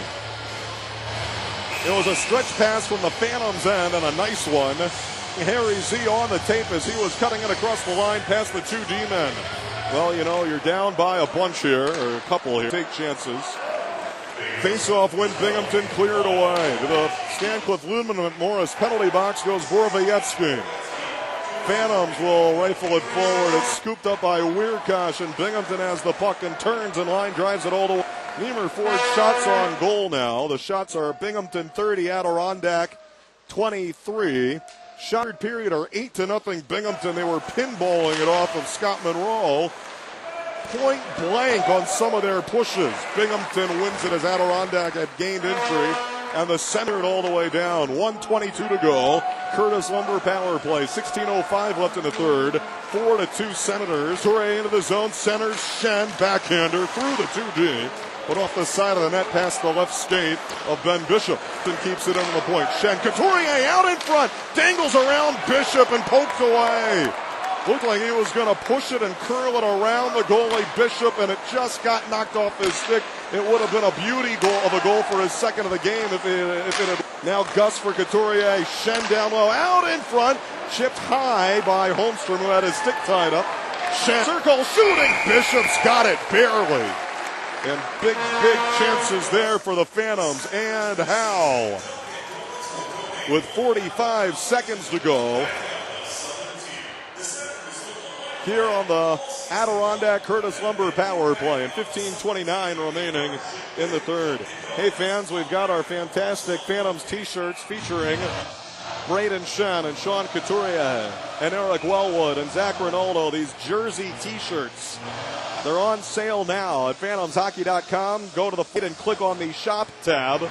They will also be part of our merchandise sale on Orange and Black Friday. 1 week from today, early in the morn at 6 a.m. Timeout. Their head coach, Luke Richardson, in his first ascends did not at all like what he saw out there with the Phantoms getting 3 quick shots on to Ben Bishop and a couple off the side of the net. Now both teams have used their timeouts, and we have 15 and a half to go in the third, and you really very much get the distinct feeling that this game is certainly not over with at all. A 2-goal deficit for the Phantoms, and a couple of the top guys for Binghamton out of the game, Grant and Jerzinski. The Phantoms lost Testweed, Garrett Rowe, who's been one of their top guys lately, 2 goals in the last 3 games, and also Marc-Andre Bourdon. Game misconducts for everyone. I'm buying. Binghamton wins the draw, and they clear it all the way down here. And the Pharaoh end, 35 seconds to go on the power play. Here comes Braden Shen across the red line to the Binghamton line, up the left wing. Sidesteps around a check, tips it into the corner. Weirkosh around the wall, and tipped by keeps it in. Now Manning for Gustafson, tried to center it across the Shen back door. Intercepted and then rifled into the bench. Binghamton shot it into their own bench, it looks like. And so the faceoff comes back in the Binghamton zone, and a bit of a lucky break there for the Adirondack Phantoms. The Phantoms Power Hour is coming up on Monday night. And hey, friends, we've got Cullen Eddy and Shane Harper to join us Monday night at 7. And we keep on getting asked, when is the new live location going to happen and be announced? We are still in a holding pattern there, but it is coming as soon as we can get that officially arranged. Details coming this one to be in the press box. Broken stick on the faceoff. One of the Binghamton players lost his stick there. Gustafson, Shen, right circle. And Gustafson passes left circle. Holmstrom across and given away. That was Manning rather across. And Braden Shen couldn't quite control it. Phantoms back into the zone though. Here comes Holmstrom. And the guy who lost his stick, Peugeot, got a new one. And a player got tackled over the Bishop. Holmstrom and Bishop are tangled. And the referee blows his whistle. They're still tangled. And that one, the whistle blows play down. And they got their player back out of the box on what could have been a penalty shot for Harry, but was not. And really tangled up with Ben Bishop, who was down. But you know what? If you'd scored a goal there, they wouldn't have called it a penalty, but they would have said no goal because of the interference. I mean, they just couldn't get untied from each other. Now there's more arguing with the going on over there. Matthew Ford, it looks like, was going over to the referee and having a quick word with him. Jeff Miller, who I don't recall having seen before, and he's made a couple of very interesting calls and decisions, particularly at the end of the second one. Borowiecki just destroyed Zolnerchek. And Harry got on that trip earlier when he got thrown into the goalie some tomb. Okay, we're back to 5-on-5. 14 and a half to go in the third. It is 4-2 Binghamton still. And we had a line brawl at the end of the second and some game misconducts. Phantoms now control it in their own zone. Matt Ford banks it off the end wall behind Scott Monroe and then curiously out in front there and recovered by Zach Ronaldo, who circles around, turns and rushes forward up the left wing into the zone. Sit for Rob Bortson along the wall and then sends it hopping out behind the goal where Ford tried to chip it out in front. Now down low, Ford on a nice give. Ronaldo, Ford centering Bortson, his stick tied up. Pass intercepted and flipped up in the air and bounced away. Phantoms try to get a quick change and rush back in there. Tipped off the stick of Bortson and now controlled by Borowiecki, who dealt that big, nasty hit on Harry Z. That was supposedly a legal play. Dumped in by Binghamton. Wellwood trying to work his way free from a forward. And then he ended up bumping down a man, Cole Schneider. And now the Phantoms whipping it across ice. And Weirkosh batted it away before it ever reached Harper. Now rushing in left circle. And it's Zibanejad on a shot up Monroe. From the other side, a shot up the pads of Monroe. Popped high in the air. Grabbed by Wellwood and he finds Harper. He's out there with Zolnerchek. And banked it all the way in deep. Zolnerchek rolls it back to the left wing wall. Harper on a hopping puck, swings fans on it. Gustafson there to keep it in. Shooting! Deflected in midair by Wellwood. And saved by Bishop and covered. Also, maneuverings of the different lines because of all the different disqualifications and misconducts on each side, which we still don't officially have word on yet. Well, we've mostly figured out. Now we step aside on this promotional timeout. Let's take a 1-minute break, Rick, if we can. Make it a break. 13:02 to go in the third. And it is 4-2 Binghamton on the Phantoms Hockey Network, presented by Curtis Lumberg, .7.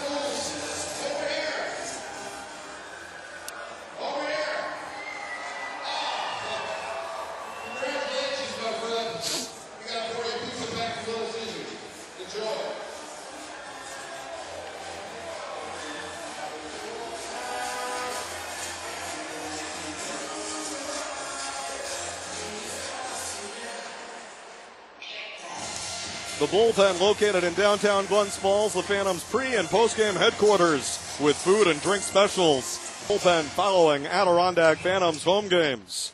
13:02 to go in the third, and this wild and crazy one with the bench clearing, with the line brawl at the end of the second period with, I think, 3 game misconducts on each side. Shen and Couturier and Holmstrom are out there right now. Is that right? Yes, it is. And a shot for Binghamton into the zone, and that is on. Grant is out there. He's the one who took a 5-minute fighting major in his scrap with Tyler Brown. Brown came back and got a couple of good shots in on him at the end when Grant had Brown in trouble at the start. And Grant shot, his shot was tipped upstairs and out of play. They still have not sorted out all of the penalties on the online score sheet. I don't know if they announced all of them either. They still have Tyler Brown as having a game misconduct on the sheet, which is incorrect because he's out there. He wasn't one of the game guys. The game misconducts are going to be Bourdon, Testweed, and Rowe. We know that because they earned. Jerzinski is one of the game misconducts for those guys, and I'm not sure. Eckford might have been out there. I haven't seen him for a while. You just do process of elimination and try to figure out. I mean, I knew which guys for us were in there. I wasn't sure of the different Binghamton players. Borowiecki is out there. He's still playing after that nasty hit on Harry. And now he wrapped it around the wall. 12.5 to go in the third. This is a Binghamton team that had a big line brawl with Syracuse and multiple ejections a month ago that featured a goalie fight between Robin Leonard of Binghamton and Riku Helenius for Syracuse. And dumped in behind the Adirondack goal. Gustafson bumps down a man. Silverberg, 2 Swedes were battling it out there. And now 4 got tripped up. They had their sticks tangled up with each other. No call there. A lot of no calls from this referee, Jeff Miller. Some of them have been okay. Others certainly more disputable. 12 minutes to go, third period. Harper, nice give. Bordson. Now back to Harper, right wing. Shooting. Fired it right through the blue. On the other side was Ronaldo, but the pass went right around the wall and back out to the Phantom side, where Oliver Lordson, who's taken a couple of hard block shots today that really stung him, gets it back from Cullinetti and now sending a hopping puck on to Ben Bishop, who covers. One of the Phantoms players was moving in there and kind of got shoved in behind the goal to make sure that he wouldn't any extra flicks potentially on Bishop. And that was Shane Harper, but they weren't going to get any nastier there. 11 to go in the third. The Phantoms' goals in this game are Couturier in the first, Holmstrom after the video review in the second. And now it's Harper into the corner for Tyler Brown. Now Harry Z. Oh, he wanted to check a man, and the player just sort of sidestepped him and just threw himself into the end wall. I think he was lining up Zibanejad, number 93, and he was. Back the other way comes Cole, the rookie out of University of Connecticut. Dumped it around the wall. Tyler Brown has it. Whapped it off the far boards and down to our right to the Binghamton end. The Binghamton Senators wearing the white jerseys with the red and black. Fired all the way down ice, and this is going to be an icing as the Adirondack Phantoms get back to the face-off dots for that touch. The attendance tonight is 4,597, and unlike places around the league, they really don't inflate it all that much. When they announce that, you can count on that being the legit number of fans in the house. The attendance numbers, of course, for some of these other teams where you can tell that it's a little higher than what you would have thought, based on the tickets sold or the tickets that are out at the time. But here, I mean, they've got a packed house. It is jammed on this Friday night of 597.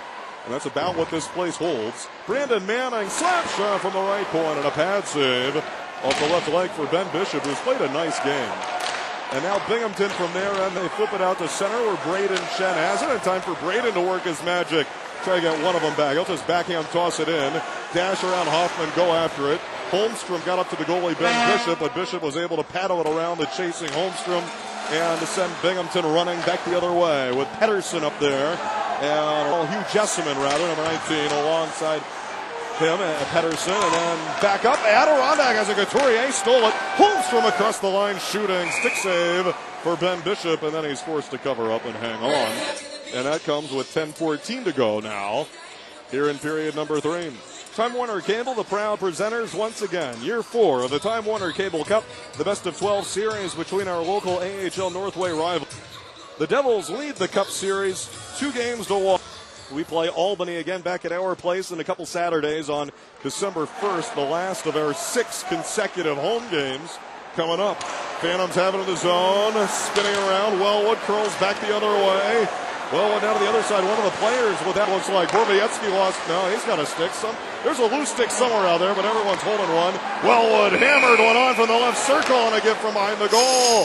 Right on. Ben Bishop makes the save. Matthew Ford was out there with Wellwood, and Wurtson was behind the goal, getting it out high to Eric Wellwood.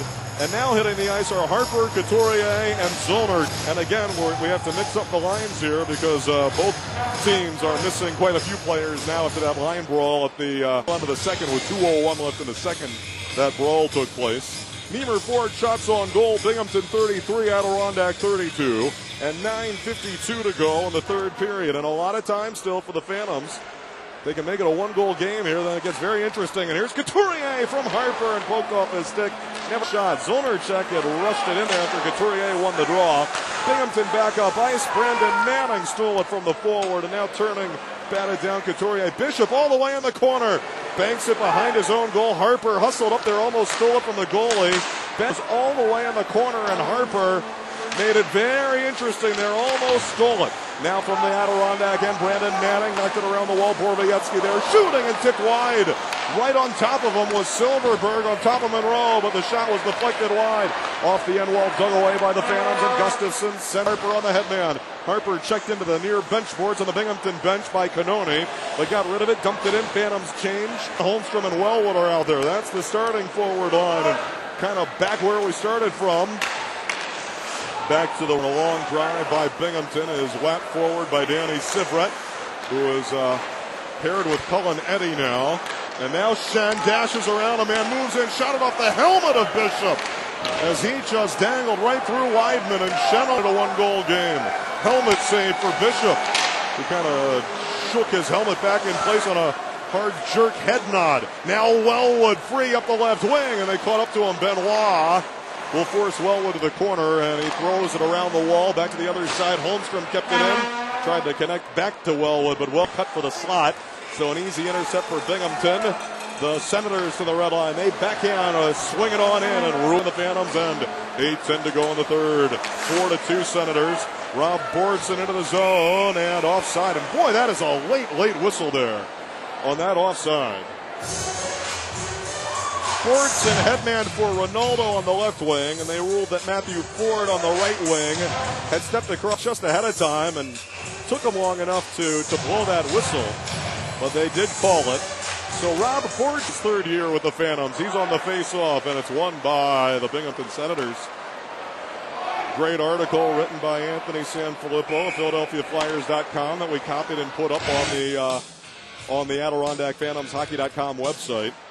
And speaking of the PhantomsHockey.com website, check it out. We've got the latest Mustache Mania picks.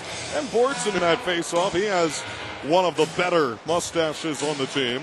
Mike Testweed might not have much of a stash, but he's got the wink for his photo and the killer look. Was trying to decide which pose is best, and we kind of convinced him, stick with the standards. It worked well that first time, didn't it? A hooking penalty is called on the face-off in the Binghamton zone. It goes against Adirondack. Binghamton power play coming up when we return. 7:51 to go in the third. 4-2 Senators. Phantoms Hockey Network, Q101.7.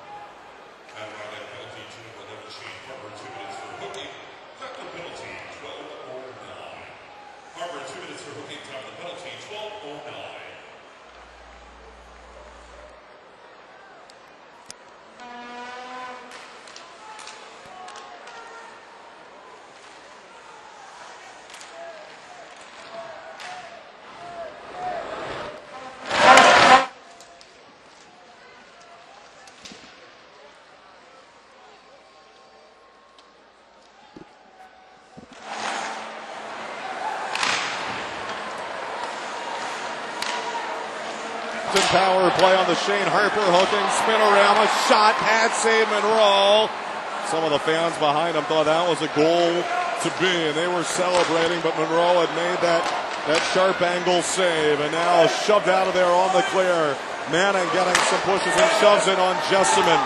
Binghamton into the zone again, a shot, and Wardson went down to his knee, blocked it, turns and tried to rifle it out of there, bounced down at the point, chopped in play. Silverberg down low, back door, and chipped. Wardson hassled him on the back door on the give across Silverberg. And a great play, I think, by Wardson. Maybe Monroe poked it.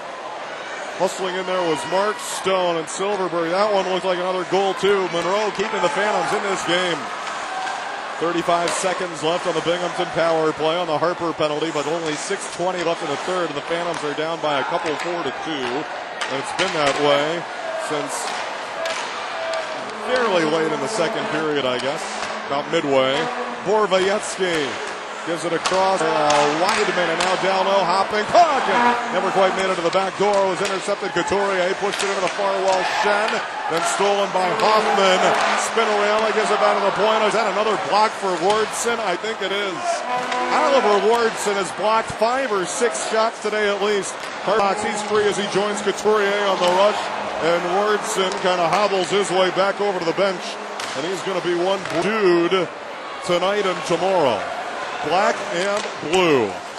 Binghamton across the red line. They dump it in all with 5.5 to go in the third, and then it squirts up high in the air, and it lands all the way in the Binghamton side. Ford in pursuit, and a Binghamton player shot it up the top of the glass. Weirkosh, and knocked back in, and Zonarchek is chasing. Binghamton D-men thinking around the end wall. Wellwood almost stole it. Manning stepped up there, but it was Peugeot who's able to chip it through him and get it out to the Adirondack side. 5:08 to go in the third in front of this big crowd starting to try to get the wave going.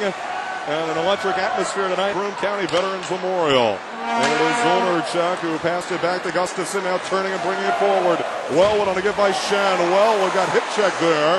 The puck would rolled off his stead. Wellwood taking off the puck, but Ford is in there helping out. Zonarchuk in the slot if Ford could win it, but it was stolen away by Calick. Back out to center. Ford picks it off. Ford's getting in her there and hooked, and then tripped up, and no call. And 2 or 3 different times that could have been called a penalty, but no calls there from referee Jeff Miller. Benoit tries to dangle his way between the Phantoms defenders. Danny Sivret stripped him of the puck. Some no calls there that are very interesting from the referee today. Ford in the third, sent in deep. And in the corner, Tyler Brown rolls it in there, and Ronaldo takes a man down. Borvaetsky, the guy who got, no, that was actually Weidman, and he and Ronaldo were wrestling around, and Ronaldo just took him a takedown there. WWF style, it looked like. And then the puck, I think, briefly out of play and blown down for this stop with 4:04 left in the third. Oh, the cage came off the pegs. Promotional timeout. It's Binghamton 4, Adirondack 2 on the Phantoms Hockey Network, presented by Curtis Lumber on Q101.7.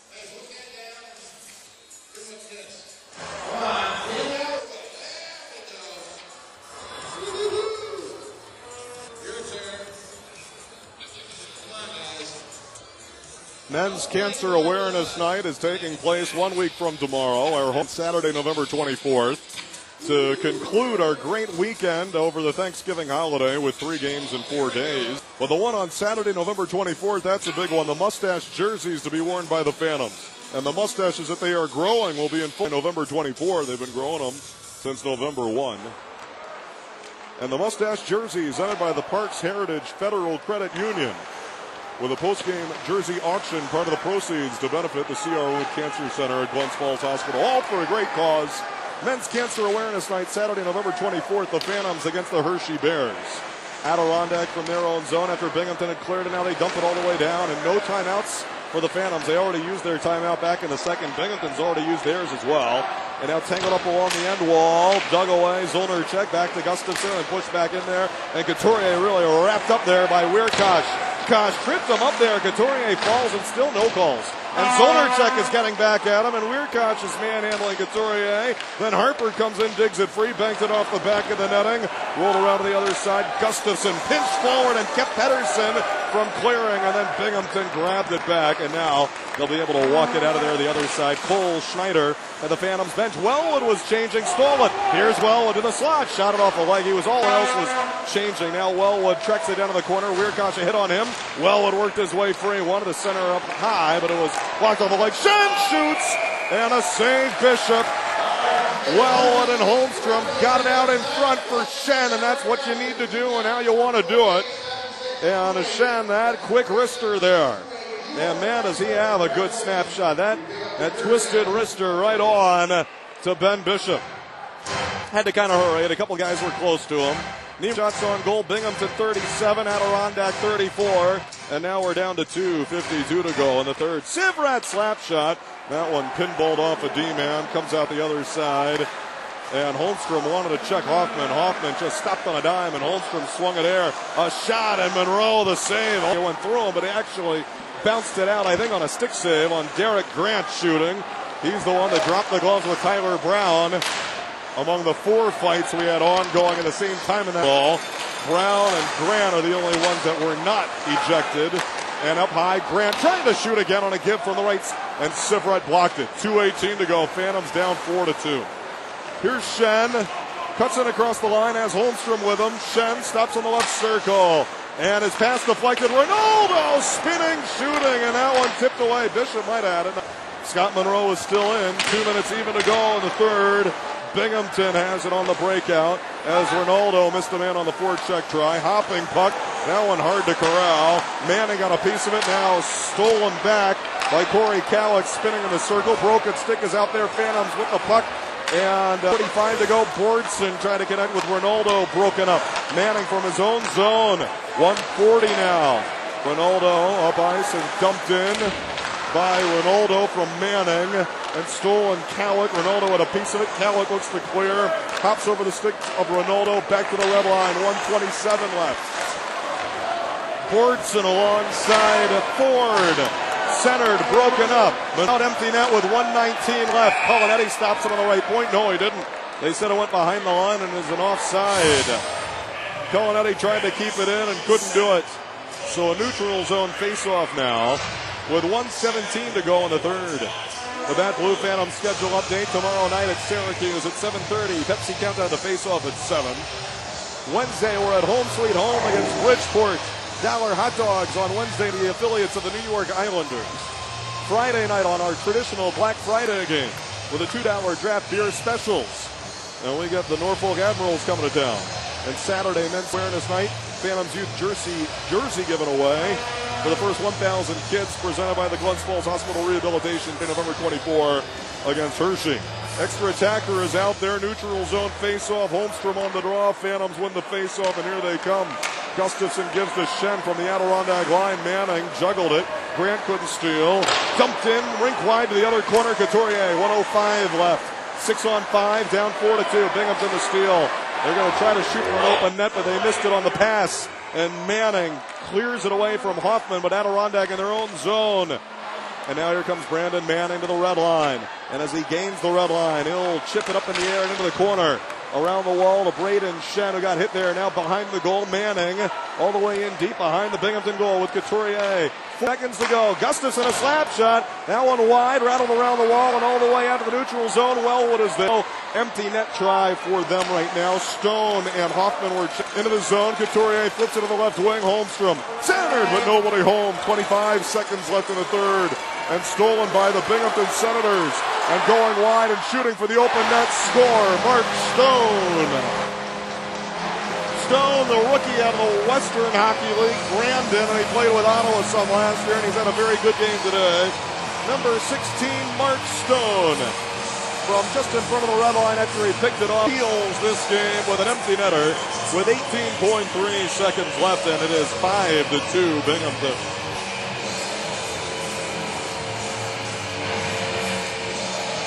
So this sellout crowd tonight of 4,600, they'll be going home happy. In fact, they are going home right now. They've been picking up their coats and heading for the exits for a while.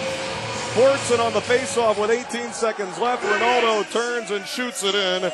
And behind the goal, stopped by Ben Bishop, who has made 28 on 30 shots. 10 seconds left and cleared back to center. Colonetti is there. Dumps it in, and Binghamton will just hang on to the puck. Time will wind down. And the game is over, and Ronaldo was running up to Weirkosh, but Weirkosh got rid of the puck. And Zach Ronaldo, and the linesman will come up to him and say, yeah, you should go back to the locker room, and indeed he will. We had a line brawl with 2 minutes in the second period after Binghamton had already taken the 4-2 lead. Bourdon, Testuit, and Garrett Rowe were all out of here at that point, and not to be seen nor heard from again. They were all given ducks. On the same on the other side for David Jerzinski and a couple other guys. Tyler Eckford had to have been one of them. We didn't see him at all in the third, and somebody else too. And it was a wild one, and in this wild game, Binghamton wins by a score of 5-2 with an empty netter at the end. Niemer Ford shots on goal for the game. Senators 39 and Adirondack 35. And coming up shortly, we will have our 3 stars of the game. 5 different goal scorers for Binghamton, actually. And I think Bishop has to get a star. He was great. Rowe played a very good game, although the stats certainly don't really look like it. 4 goals he allowed on 38 shots, and the 5th goal was of the empty net variety. We will play Binghamton back at our place in a couple of weeks on November 30th. It's game 1 out of 8 between these 2 intra-state rivals. 3 stars of the game. Tonight with 33 saves, number 30, Big Ben Bishop.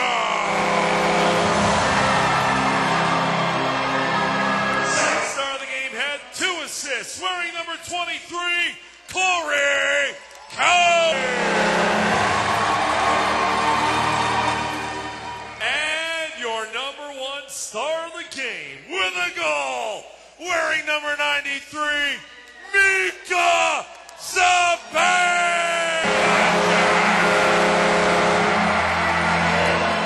Well, he was so long to say his name, the full that you didn't hear it over the crowd. Mika Sabanaj.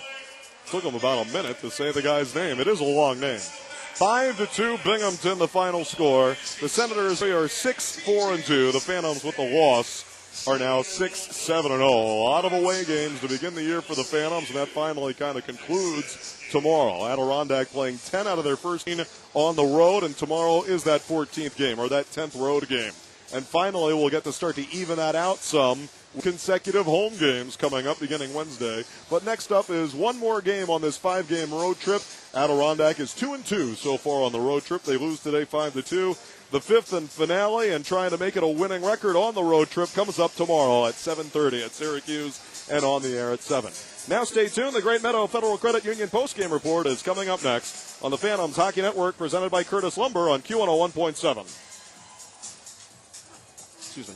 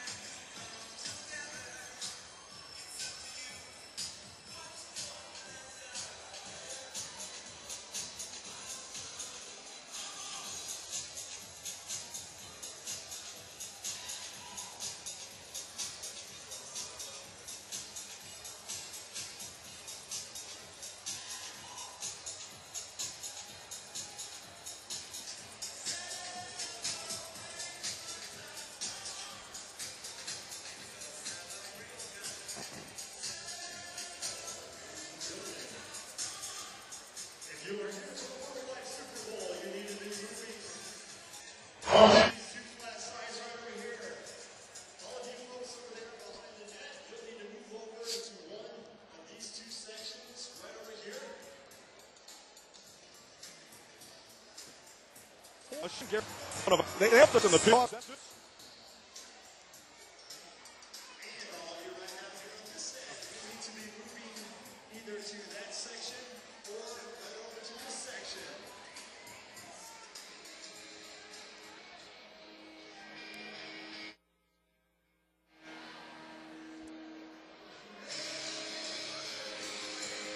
And welcome back inside the Broome County Veterans Memorial Arena. The Phantoms postgame report is brought to you by Great Meadow Federal Credit Union. We profit for you, not from you. Our Saratoga Spine Player of the Week from last week, Garrett Rowe. He had the game-winning goal the previous weekend, Friday night, at the Rochester American. Congratulations to Garrett Rowe, our Saratoga Spine Player of the Week. And I can promise you that next week we'll be talking about Braden Shen because he had that hat trick on Wednesday, so he's already our early candidate for Player of the Week. But you never know. Maybe somebody else gets 4 goals in a game tomorrow at Syracuse. And if they do, well, we might have to give the nod. It's still up for grabs, but somebody's going to have to do a lot to unseat Garrett Rowe. Okay, now here inside Binghamton, the final score was 5-2. Time Warner Cable Audio Replay highlights, just to play it back for you, as you might have enjoyed it. It was crazy. By the way, you know what? Before I get to that highlight, just to explain, I think this was their word of life game that they had here, and thus the big crowd. And they enjoyed one wild interaction at the end of the second period. And this is the story of the game that everyone is going to be taught for at least another day or two as they try to figure out exactly what the heck was happening out there in this one. Face-off win for Binghamton in their zone. Garrett Rowe, a shoving match, and it's going to be on. Is Garrett going to drop the gloves? Oh, and they came right up to him. Garrett's penalty. Tyler Brown wants to go at Jarzynski. And now Bourdon runs into Jarzynski. And now it's a pile-on in the corner. And they're going crazy. Tyler Brown and Bourdon. Garrett Rowe's trying to get at Jarzynski. Derek Grant is swinging and comes on Tyler Brown. Brown has him pinned. There's another fight on the other side. Mike Testlein is mixing it up. And we've got a couple of fights. Oh, Brown and Jarzynski. And Jarzynski swings and knocks Brown's helmet off. Brown gets his glove off and connects with one. He's with Grant, is Brown. And Grant and Brown. Oh, Brown got him twice. Tyler Brown got him 2 times. Mike Testlein has tackled a guy. There's another fight in the corner. Bourdon mixing it up. On the other side, Gustafson is wrestling with one guy. Back there, Garrett Rowe is getting manhandled by, I think, Jarzynski. Mike Testlein has tackled his guy. Garrett Rowe is getting thrown around, and Jarzynski, I think it is, tackles him down. And we had everything happening there. All the gloves and sticks are all over the ice. Time Warner Cable Audio Replay highlights, and it took quite a while to sort out that mess. And in fact, we didn't know officially on the score sheet until a couple of moments ago. And even now, we can see that it is wrong. Tyler Brown, on the score sheet, it still says that he had a game misconduct, but that's not correct. He took a 5-minute fighting nature and came back out. Now, the rules are, the one fight that happening, that's okay. If a third guy gets in or a second fight develops, then those guys, the referee will say, you are in trouble. You're not allowed to do that second fight thing. So we had a second fight, third fight, and fourth fight. And it was just as far as figuring out the game misconducts, it was a situation where you had to figure out, okay, out of all of that mess, who gets credit for that fight? Because you're allowed to stay if you're the first fighters. And it was ruled that Tyler Brown and Derek Grant were the first fight. They kind of pulled away from the pile-on. But then everything else happened, and they were still going at it. So the penalties as we had them, 5 for fighting. It says 10 for game misconduct, but that's incorrect. And he was with Derek Grant, who took 5 for fighting, and they got that rest of that right. Garrett Rowe, 2 for cross-checking is kind of what started it, where Jarzynski wanted to go on a fight with Garrett Rowe. And on the end of it, Binghamton had a power play. Rowe, 2 for cross-checking, 5 for fighting, which is a little disputable, and a 10 misconduct. Testweed, 5 for fighting, 10 misconduct. And then on the other side, Frederick Clayson, another one of their Swedes, he took a 5 and a 10, fighting and game misconduct. David Jarzynski and Tyler Eckford were the others. So 3 game misconducts for each side is how that broke down on that line brawl in the corner. Eric Gustafson was also there and was paired with somebody, but they were not fighting. They were just grabbing each other and making sure the other one wouldn't jump in and do anything. And the goalies did not get in the fight, which you could not say a month ago when they had a similar line brawl against Syracuse, but they did have a goalie fight. Robin Leonard of Binghamton against Riku Helenius of Syracuse. Here, no goalie fight, 3 game misconducts for each side on that line brawl. It was a little weird in this 5-2 Binghamton victory. And the Glens Falls Hospital stats and scoring summary. Niemer Ford shots on goal in the game. Binghamton 39, Adirondack 35. The shots in the third, 17-12 Binghamton. And the Phantoms went 0 for power play. Binghamton went 0 for 5. Sean Couturier from Zonercheck and Manning, and the Phantoms led 1-0 a minute 24 into this one with Couturier's 3rd goal of the year on a nice, smart backhander around, bit of shooting it early and right into him. He carried it wide and tucked it in around him, kind of firing it in that way. And that made it 1-0 a second time out of 13 games in which the Phantoms have actually struck first with the first goal of the game. But that's very long. Back-to-back goals, 27 seconds apart. Derek Grant on a centering feed from behind the goal by Jerzinski, and then Grant shot it home for his 3rd. And Tyler Eckford from the pass that might have been deflected and I thought would go to a different Binghamton player, but must have been deflected perhaps by an Adirondack defenseman. And it kind of chipped in and maybe bounced through 5-hole on Monroe, but not when it was redirected and deflected like that. And at 7:57, it was 2-1 Binghamton, and that's where we stood at the end of 1. Second period, Phantoms really buzzing, that Wellstrom-Shen line creating. Wellwood got it out high to Shen, left circle, and he shot it off the near post, and I mean just blasted it off the post. Came out to the other side, a scramble in the crease. Holmstrom put it in, but no goal was signaled. We had a delay of almost 10 minutes while they had a review. This is the first year for video review in the AHL, and hey, we really liked it there after that video review, and it was 2-2. Then after that 10-minute delay, and quickly shortly after that, we had the promotional timeout too. A lot of standing around, and suddenly, it was just a minute later, but really it was like 10 minutes later, that Binghamton would score goals 57 seconds apart to take the 2-2 tie and turn it into a 4-2 lead. Pat Cannone, after Corey Kellogg won it on the right wing wall, he found Cannone at about the right dot, and he shot it top shelf glove side on the short side on Scott Monroe. The second-year pro, Patrick Cannone, his second of the year, made it 3-2 at 10:36. And then at 11:33, it would be Mika Judd from Schneider and Clayson, and that would make it 4-2. And then it got very weird and hairy at the end of the second period, and it began with hairy, talking about things getting hairy. With about 3 minutes left, Mark Borvietsky just ran Harry into the end glass there, and I was very surprised it was not a penalty. Now, Zonercheck was kind of in the way of Borvietsky and impeding him some, but Borvietsky, the referee was there, and he must have thought from behind the play, he was kind of behind and maybe couldn't see that Borvietsky, I thought, hit Harry in the head. No call on it, though, and kind of hit him head first into the glass, and Harry Zonercheck was down, and we were getting close to having a fight then. Harry Zonercheck, who took a beating today, thankfully was okay. No penalty. Ben Holmstrom argued. And then Terry Murray, he got quite demonstrative the Adirondack bench and was insisting on an explanation from referee Jeff Miller, and to the referee's credit at least. And he made some very strange no calls today, but he came over to the bench, and he didn't have to, but he gave Terry Murray that respect and said, I will come and explain myself after Harry Z was crushed pretty good. A minute after that came the Rowe and Jerzinski incident, the cross-check from Rowe, leading to Jerzinski wanting to drop the gloves with Garrett Rowe. Garrett wouldn't do it. Jerzinski gave him a bit of a shot just to the shoulder of the chest. It wasn't much, but Tyler Brown and Marc-Andre Bourdon rushed up to him and said none of that. And when they did that, and Bourdon was just taking him. And when they did that, of course, all the Binghamton players went there as well, and then it was on. And it was on for a while, and then it took a while to clean up the mess of the gloves that were laying out there on the ice. Garrett Rowe did not want to fight a guy that was about twice his size in David Jerzinski, who is 6'3", and Garrett Rowe is not a big guy, about 5'9", but you can hardly blame him. Garrett Rowe is not a fighter, and Jerzinski is. He's not going to drop the gloves with him. Come on.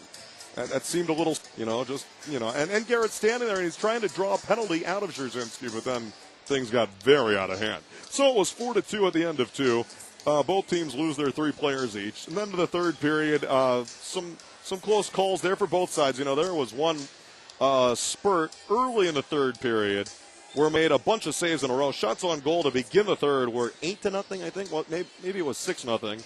But, I mean, they were right on top of him. I mean, point blank, bing, bang, boom, pinballing it off his. And Monroe kept the Phantoms around in this game and made some terrific saves. There was also, let's see, Harry Zolnerchek had a breakaway try later on, hold down, no penalty shot was called. I think it was Borowiecki who had gotten him on the trip, and that's the guy that had run him earlier. Is that right? It was. Borowiecki had seen into the third. The guy that had run him hard earlier, no call, and this one was no penalty shot. The Phantoms did get a power play, though, and they weren't able to convert. Goalie, and then at the end, the empty netter from the red line by Mark Stone, the rookie out of the Western Hockey League. Brandon, that's the Wheat Kings, where Braden Shen used to play, too. I mean, those are some good guys out there in the WHL. So, 5-2, Binghamton is the final score. 2-2, 4 games into this road trip. It was crazy. This is the Great Meadow Federal Credit Union postgame report, and we're back with the Red Roof Inn out-of-town scoreboard in just a moment. Phantoms Hockey Network presented by Curtis Lumber, 1.7. For third period play, a little belated. For third period, 0.7. Curtis Lumber, Q2 Binghamton. This is the Barebone. The Ramada Glens ball is proud to be a Ramada Glen. By Curtis Lumber's hockey here. Emotional pushing in over to the right wing, and a shot, and it's on to Ben Bishop, and he has it and covers. Holmstrom took that shot, pushing and shoving in there. Bordson and Holmstrom and Ronaldo in there, trying to get under the skin of some of the Binghamton players, and everybody calms down, and now we have a promotional timeout. And we take this break, and the Phantoms, with their work cut out for on the road. Well, they're coming fast and furious now. Coming fast. 20 times for the Bingham. Offside is called. And for home, be waiting for Bingham. We know we scored, so we're going to get on these speakers. They crushing.